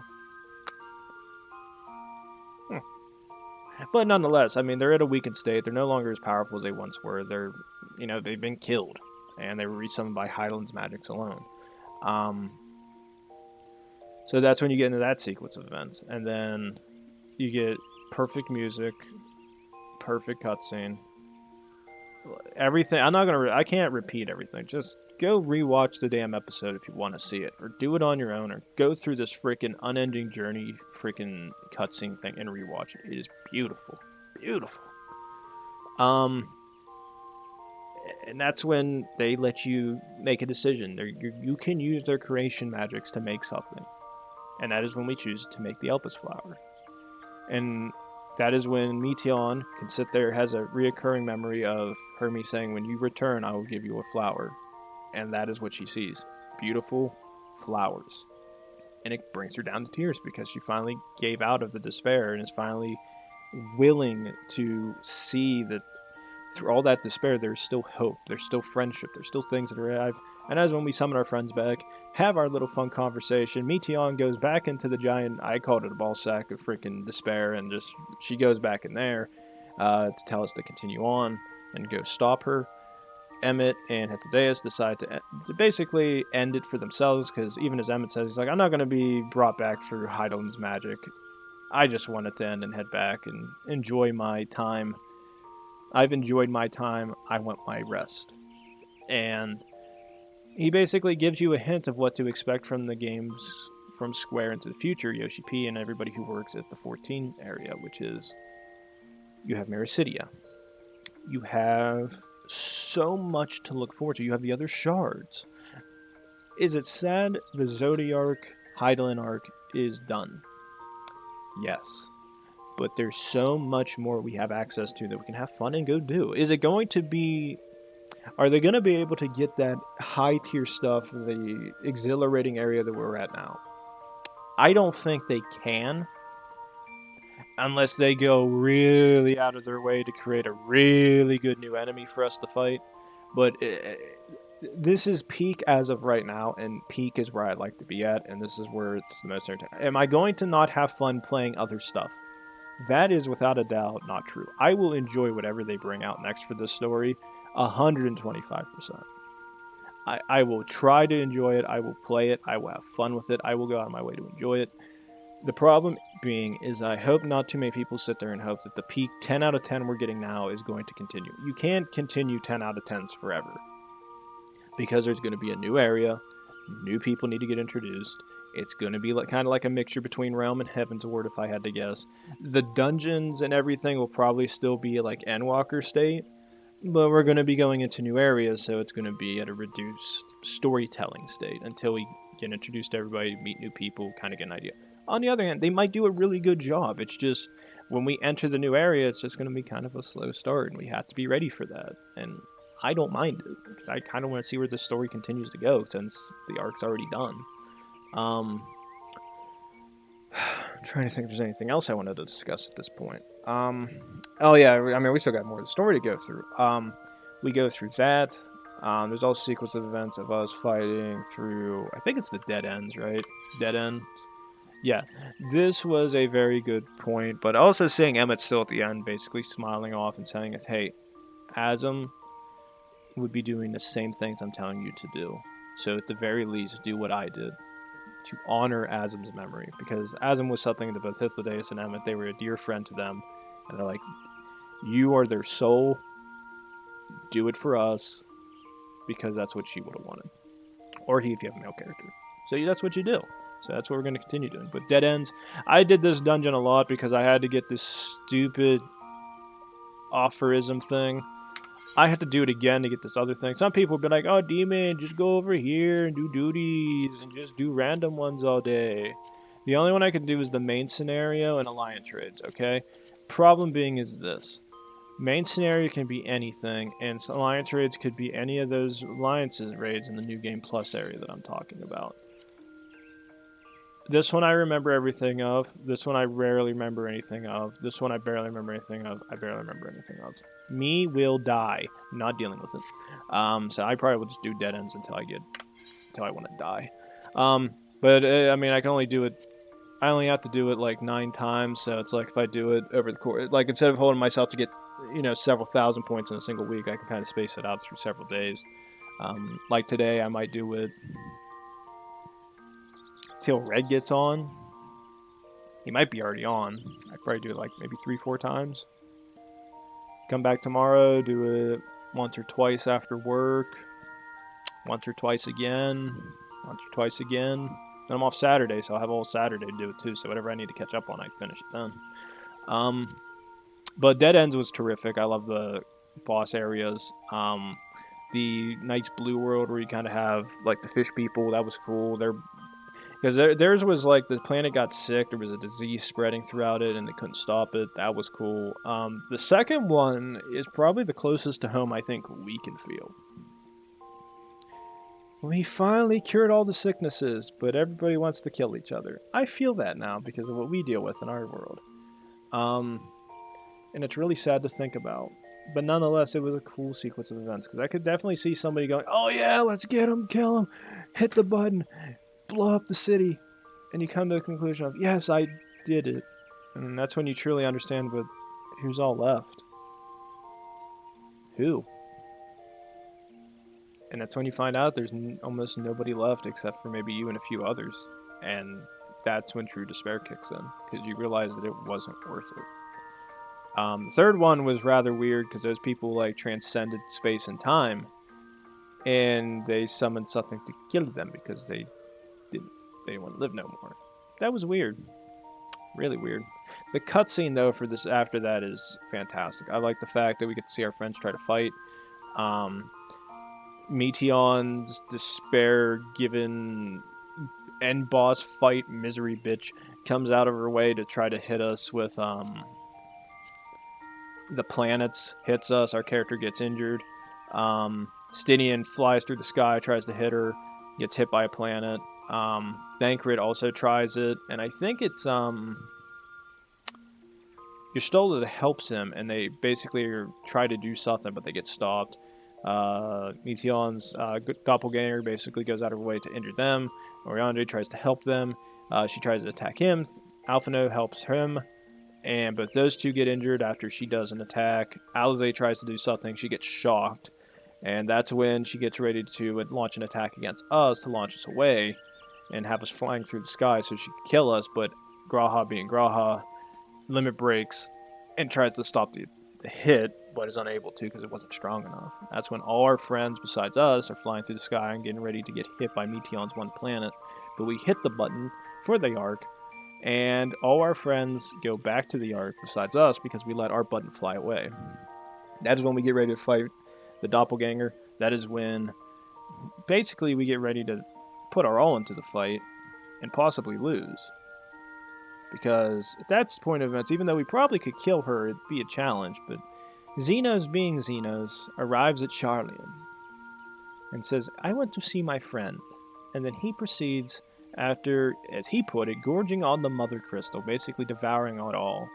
He becomes Shinryu and flies throughout space to get to us at Ultima Thule. Breaks through that doppelganger's barrier and comes to help us. I know some people brought up really good points, and it's this. All our friends in the Scions, they place their trust in us, they hope that we can win, but they do have their doubts. Xenos, on the other hand, even though he's not a friend with us, like an actual friend, he calls us his friend, and I guess we can't see him as a friend at that point, which is, he never doubts us for a second. He's like, "You haven't killed this bitch yet? What we doing? Kick its ass." And that's when we jump back on Xenos' back, summon more Warriors of Light, and we proceed to do one of the best trial ending dungeons trials that I would ever say, just because of the music alone. The first half of it I enjoyed thoroughly, but that second half, once the song starts to play, I died, but I think I can do better now. At the turn of time, I actually really thought about it, and I rewatched the sequence because I wanted to see whether I died or not. I did it yesterday, or last night, actually, because I wanted to see something, because I was like, did I really not see that thing, or did that thing actually block? Because I was actually kind of curious, and from what I seen was I probably was more focused on attacking than paying attention to AoEs, because I seen everybody else kind of run. And I looked at it and I was like, oh, that's been there for a while. So I think, I don't know when I'm going to release the review episode. I don't know if I should release it the same day or the day after or sometime after. I don't know. I'll have to think about it exactly when because this review is going to be freaking an hour or two long because I have to talk the whole time.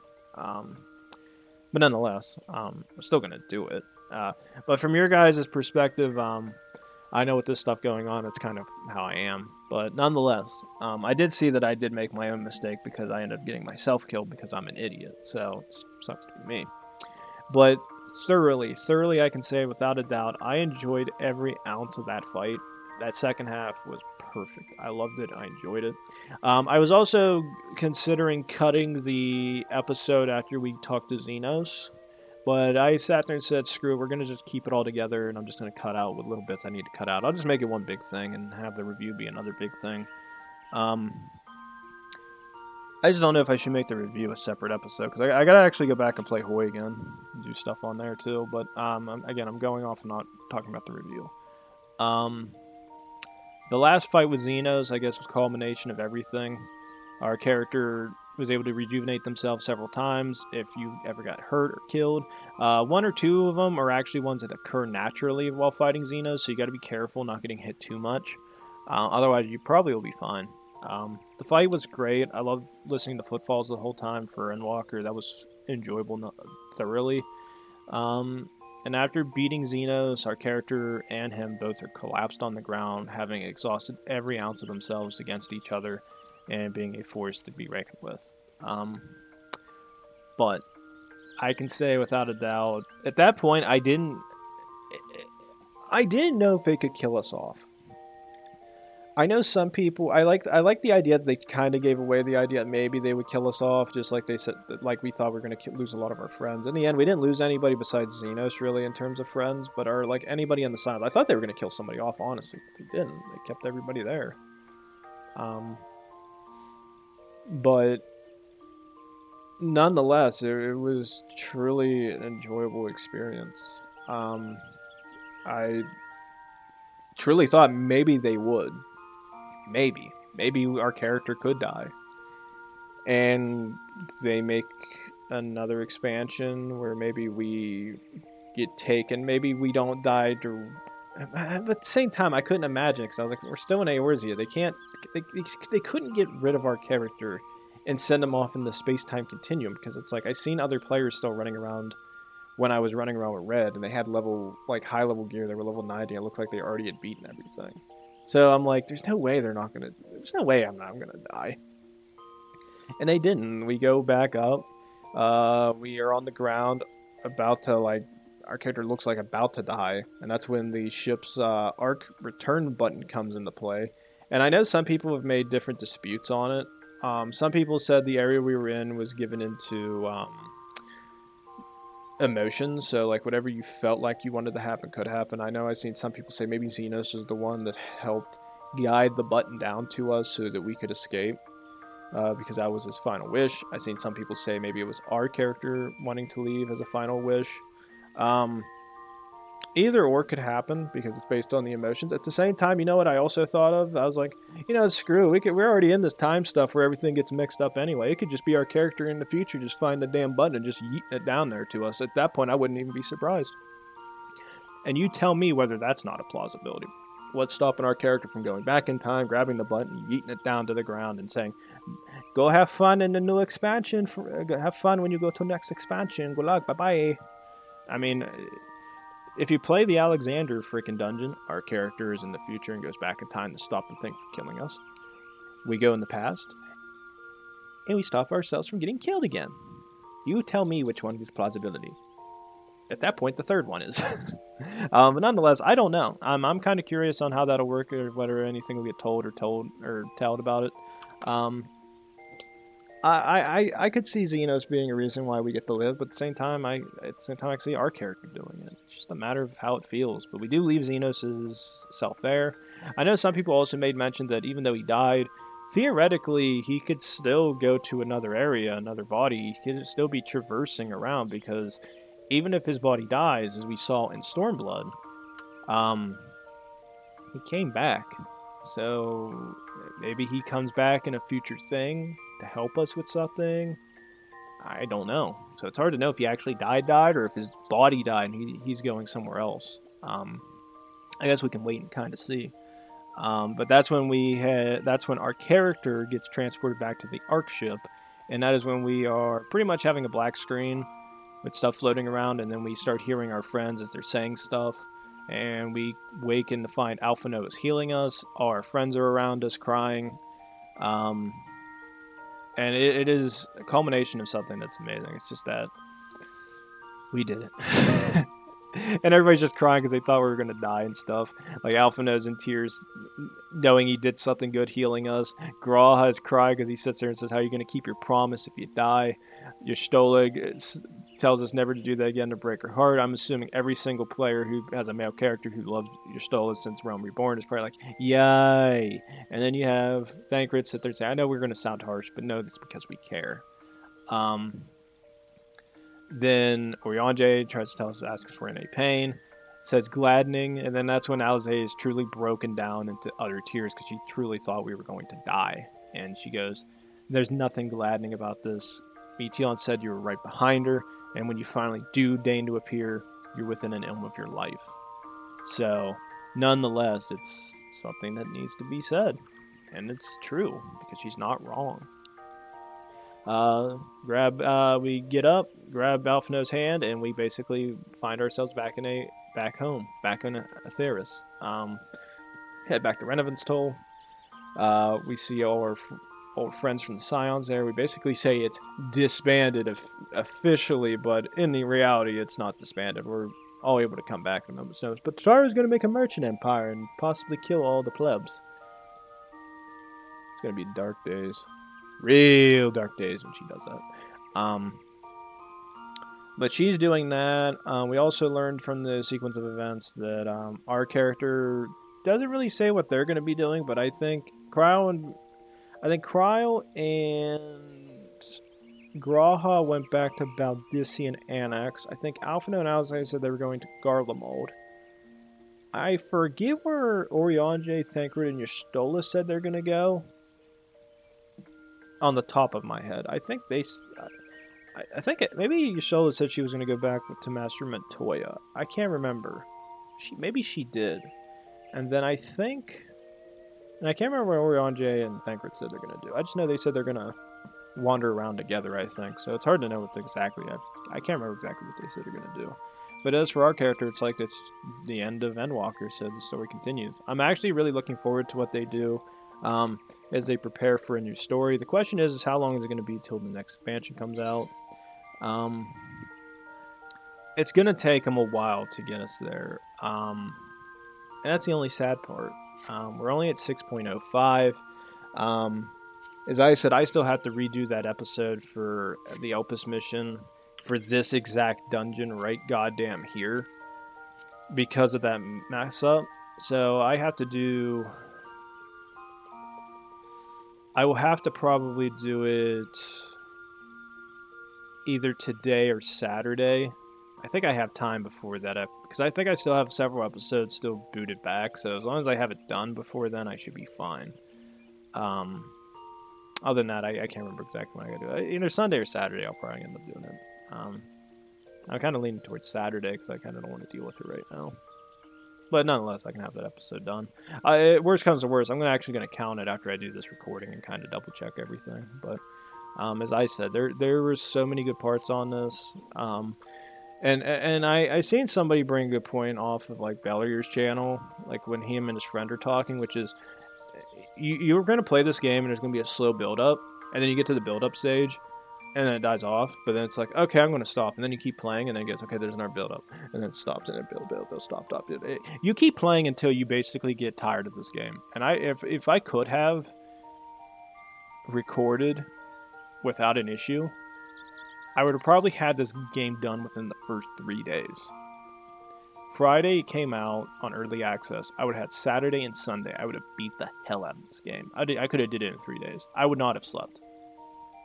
Especially when I started getting to the good portions, I probably would have fell asleep and passed out in my chair. I would have been fine.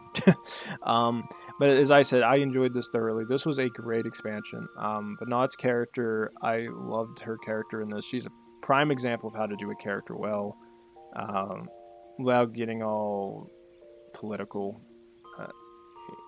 Perfect character. Perfect. Emmett, perfect. Ithlideus, perfect.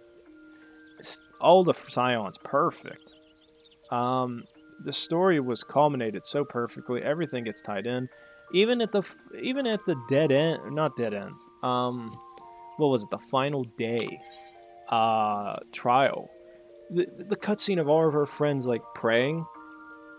Yustola, reminiscent of the Realm Reborn trailer. Thancred doing it, Realm Reborn trailer. Graha, when he did it, reminiscent of Papalimo in the Realm Reborn trailer.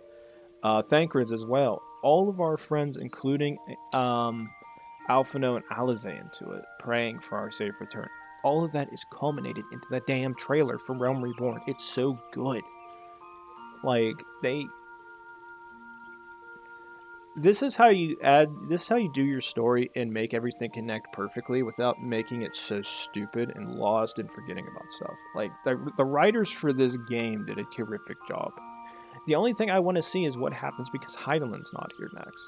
Are there going to be more Warriors of Light that can form? Is it even possible? Maybe our character takes up that step and go in the right direction. I don't see Eorzea having any more issues with primals because we've achieved what we needed. Everybody should be happy. Everybody's agreeing with everything. Maybe there's an argument that happens. I don't know. But as far as I can tell, everything's fine. So I don't know what the next stage is. I thought I seen something where they had the Omega enemies come in, but maybe not. Like, I thought they were supposed to actually, like, bring in, like, little mini Omegas and we're supposed to fight them, but maybe that's something that will come in later in the story. I don't know.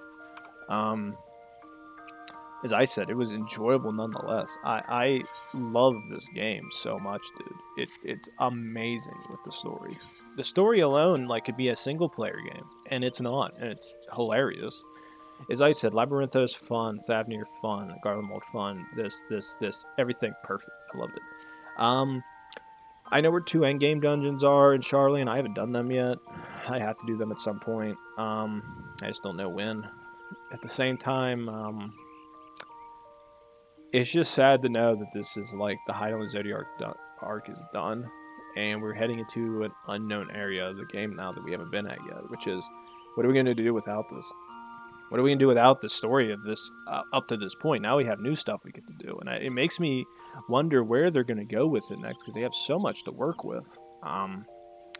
Is it going to be as epic as this? Probably not.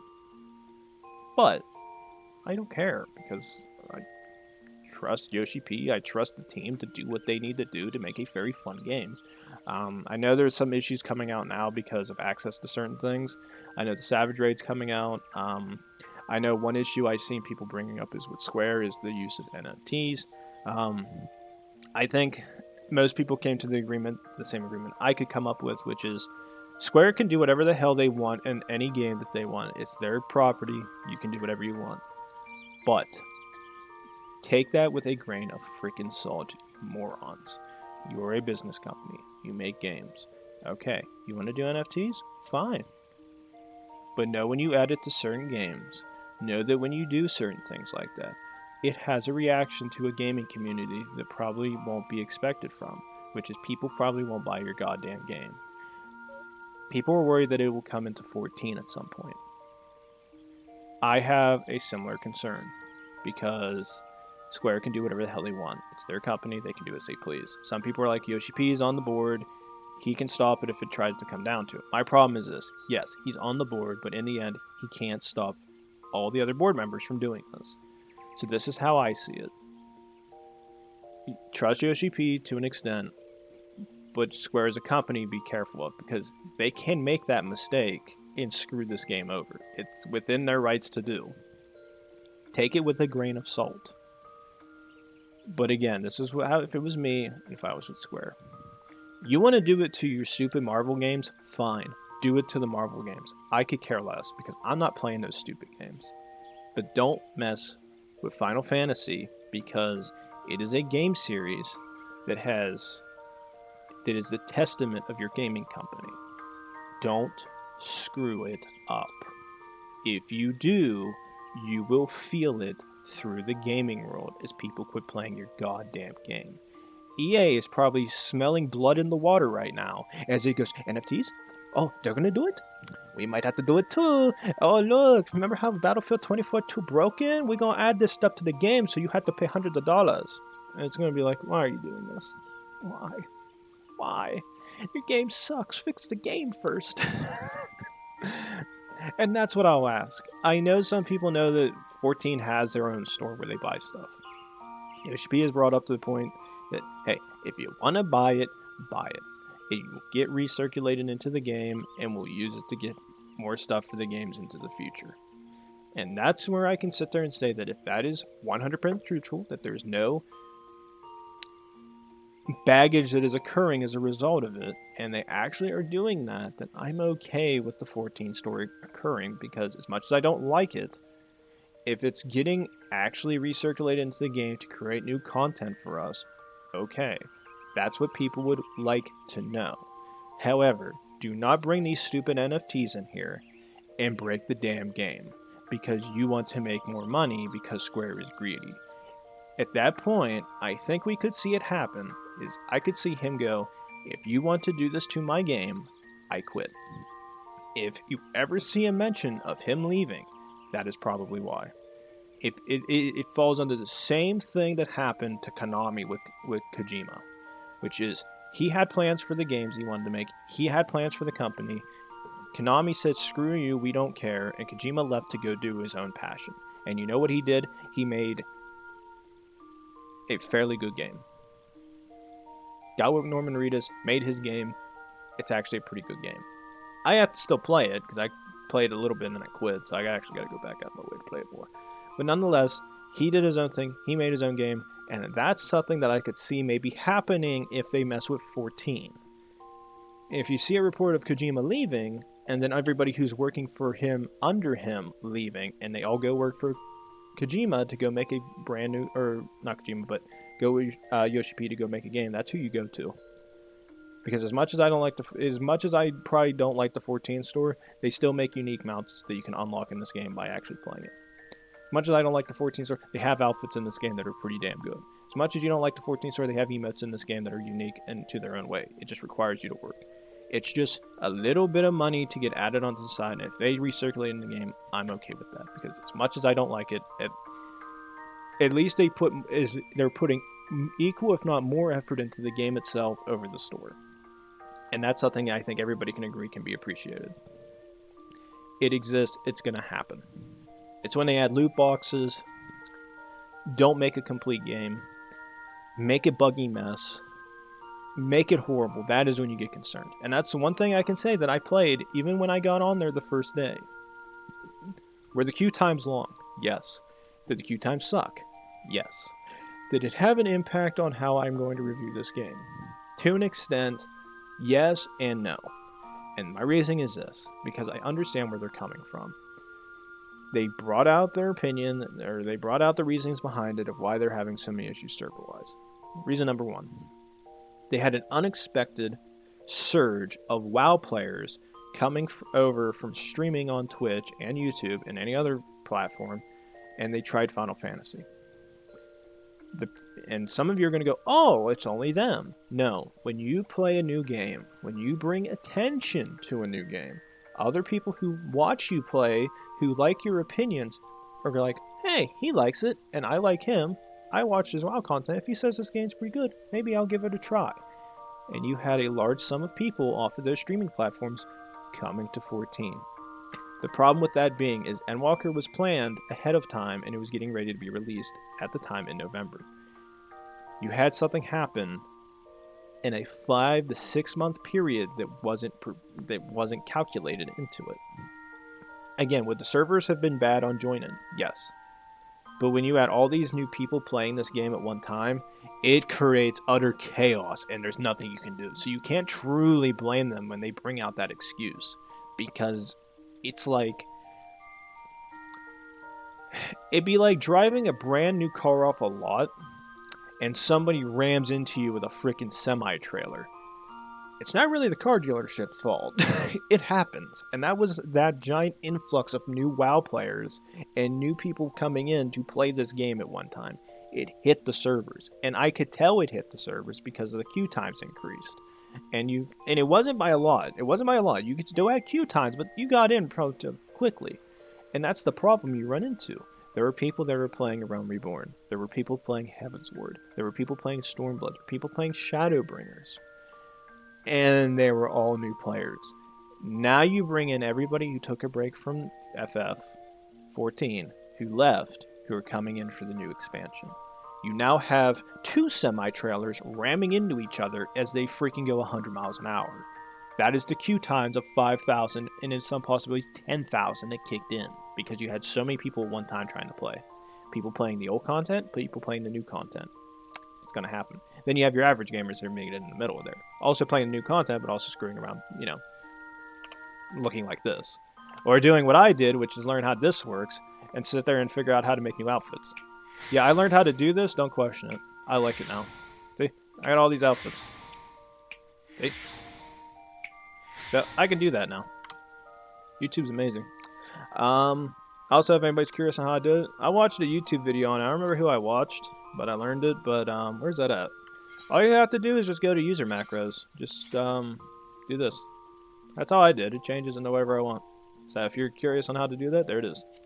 But nonetheless, as you can sit there and see, people are going out getting new outfits. People are trying to unlock new stuff. You have people from the old content and new content trying to butt heads as they try to play. Yeah, it's going to cause a chaotic freaking mess in what it turned into. And as Square put it, we are at a point in time where they had trouble getting new conductors. They had trouble getting new servers. They can't do anything about it because of the shortages. So the CPUs, everything has been an utter mess because of the freaking one thing going around. So it's been an utter mess across the board for them. So there was nothing really they could do besides optimize the servers to the best of their abilities, try to get reserve servers set up to try to help relieve the stress to the best of their abilities. And at this point in time, the queue times aren't that bad. The most I've seen recently during like a late nights thing, about 8-9 o'clock, maybe even 7, is a queue time of about 500 something people, maybe 600. So overall, it's still there, but it's not nearly as bad as it is, and you get in within about 5 or 10 minutes. It's not that long of a wait time, but it's still there. And what that tells me personally is what I truly didn't think actually was going to happen, but it did, and now I know about it, it's going to happen, which is Square, more importantly, the 14 community or the developers probably have to get ready for this, because they have to get new servers, they have to create new worlds, and they have to get ready to expand for the new group of players that are going to be playing this game for a while. Again, you guys are going to go, oh, they should have servers set up for 1 million people. Again, I give you this theory. You have servers for 1 million people to play, right? Let's say 500,000 actually keep playing the game every day, constantly. And you have a new expansion come out, and there's about 2 million people that are going to want to play at the same time.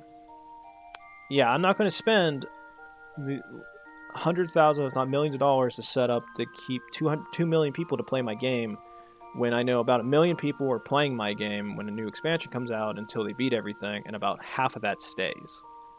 However, with the increase to 2 million, let's say 250,000 are always staying. Then you get your server set up to, always have 750,000 people in. But now, because you had that 2 million people come in, maybe you reinforce the fact that you expand the servers a little bit more for 1.5 million. Again, there's still 500,000 people that are losing out, but at the same time as you don't oversell yourself to have servers that are empty and worthless.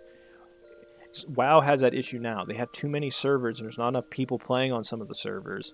So it's just like ghost towns or ghost servers at the time, because there's so few people spaced, or there's so few many people playing, but it's spaced out across like 100 worlds.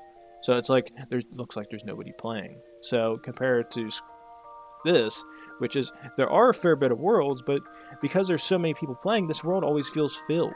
So you're always seeing people. So that's what people want to see. So at least from what I've seen in the discussion is they're going to try to get new world servers up on the current ones. I know they still have to link the data centers together so that we can actually play with people from all the data centers, just not a couple. Linked into our group, like people who play on mine. I know I'm on Ultras. I think people from Famrid and Leviathan and a few others are linked into my group.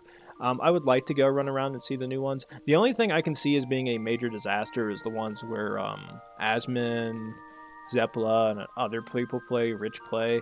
Because what's going to happen, and I hope Square knows it's going to happen, they're going to have to be ready for it. Wherever the streamers are at, everybody's going to their worlds and they're going to go screw with them. Yeah, I understand it, so calm down. I know that there is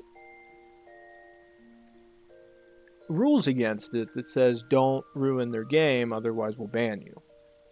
But doesn't mean people aren't going to go there to go screw with them a little bit. Not screw with them, but go see them and kind of see them play. You know it's going to happen. So Stormblood's going to have a massive problem when Asmin goes back to play, if he plays when that happens. Because everybody's going to go do that. So there's going to be a lot of people going over there to kind of see what he's doing. Maybe, like I know some of them don't have too many people doing it to him. Like, a lot of people are just playing the game. And I know most excited, but I know with the events that happened to Asmin in his life, I know some people are probably going to want to go over there and like, pay respects and go see him. And when he actually comes back to play the game, I'm assuming there's going to be something that's going to come out.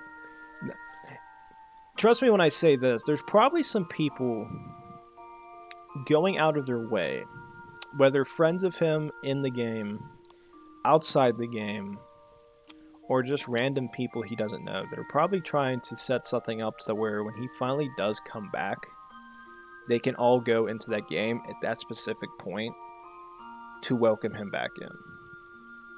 When he's back at the Stormblood area. That's my opinion on it. I don't know how you guys feel, but I feel like there's some people setting some stuff up for him. And it'll be kind of cool. I'm not involved in it.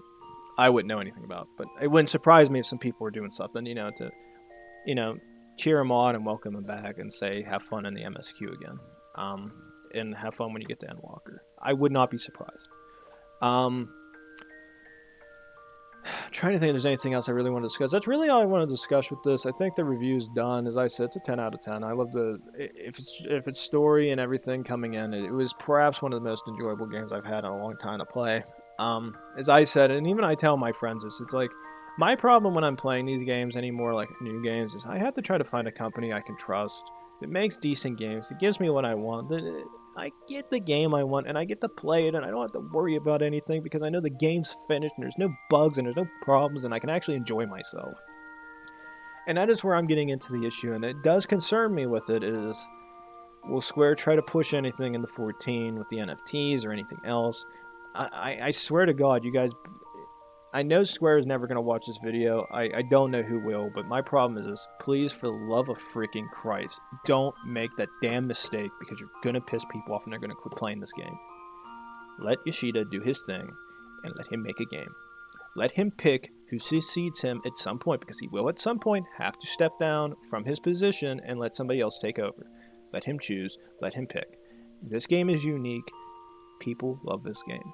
If this game is unique, if you have something that can make you money for decades to come, don't F it up. Don't. It ain't worth it. Don't think about the billions you can make in year one. Think about the trillions you can make over decades. Think of it from that perspective. You got to spend a little more money. Is it going to take some time? Yes. But take the slow route. It's worth it more in the end.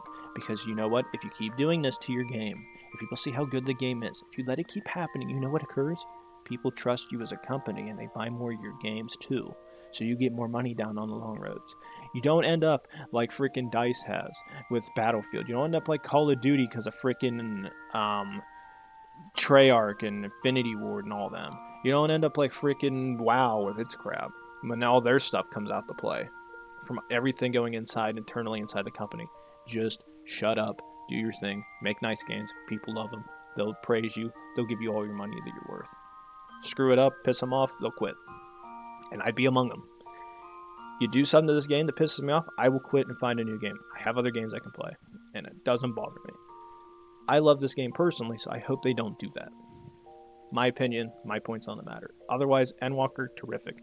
Again, did all those things for the server suck? Getting in the queue times? Yes. But at this point in time, if you were somebody who waited to play Endwalker, come in, play it now. The servers queues aren't that bad, at least in my areas. Ultros isn't that bad. I was able to go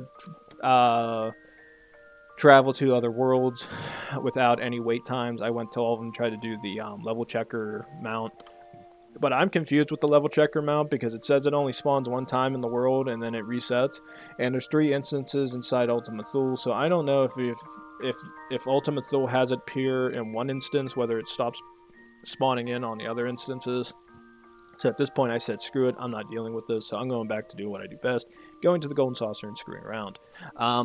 I know I was at the Golden Saucer. I didn't see really what they added. I didn't see anything like it looked like weapon or armor-wise, so I'm kind of confused what they added. I thought maybe they added new music, but I didn't see anything like mount-wise that they added, so I don't know if maybe they're going to add new other things there as well, so I probably will go back and see, but nonetheless, I truly enjoyed this game.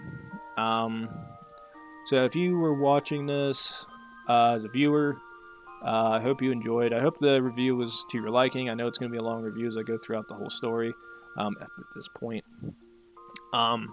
As I said, this was a good game, and I truly enjoyed every second of it. The dungeons are unique. The raid's fun. I highly recommend playing that raid. The new raids are fun. I have to go back and do them today as well. I'll probably do them later today. Besides that, I mean, I can't wait to see what they come up with next. I know the FF16 got delayed, so I can't imagine how that's going to work out, but it's going to be fun to see nonetheless. As I said, I enjoyed it. I loved it. This was a fun game. I'm going to keep playing it. What I got to do next is hurry up and get ready to do some Hearts of Iron 4. I was doing a historical Stalin game. I'm probably going to go ahead and retry to do it again because I'm in 45 right now. And I feel like it went too slow, so I want to speed it up a little bit and try to see if I can make tanks a little bit earlier. So I'm going to see how that works out. But nonetheless, I hope everybody here is okay with the extent of the episode. I know I review everything like this for this game, like I retell the entire story. If there are things I forgot, things I didn't bring up that you want to make mention of, say it in the comments. I'll try to address them to the best of my abilities. But as I said, most of the story is pretty well connected together, and I enjoyed it thoroughly. Besides that, please like, subscribe, leave a comment down below. We come back, everybody. I'll probably be dressed entirely differently and probably have a new hairstyle, so it's hard to know with this character because I'm doing everything. Although I do enjoy the fact that I now get to see her whenever I open the game or open up the channel on my computer, because I get to see her as the banner and the profile picture. So it's cool for me. So as I said, please do those things, guys, and I'll see you in the next round of Hearts of Iron 4, because I'm assuming that is what I'm going to be releasing next. So see you then. Thanks.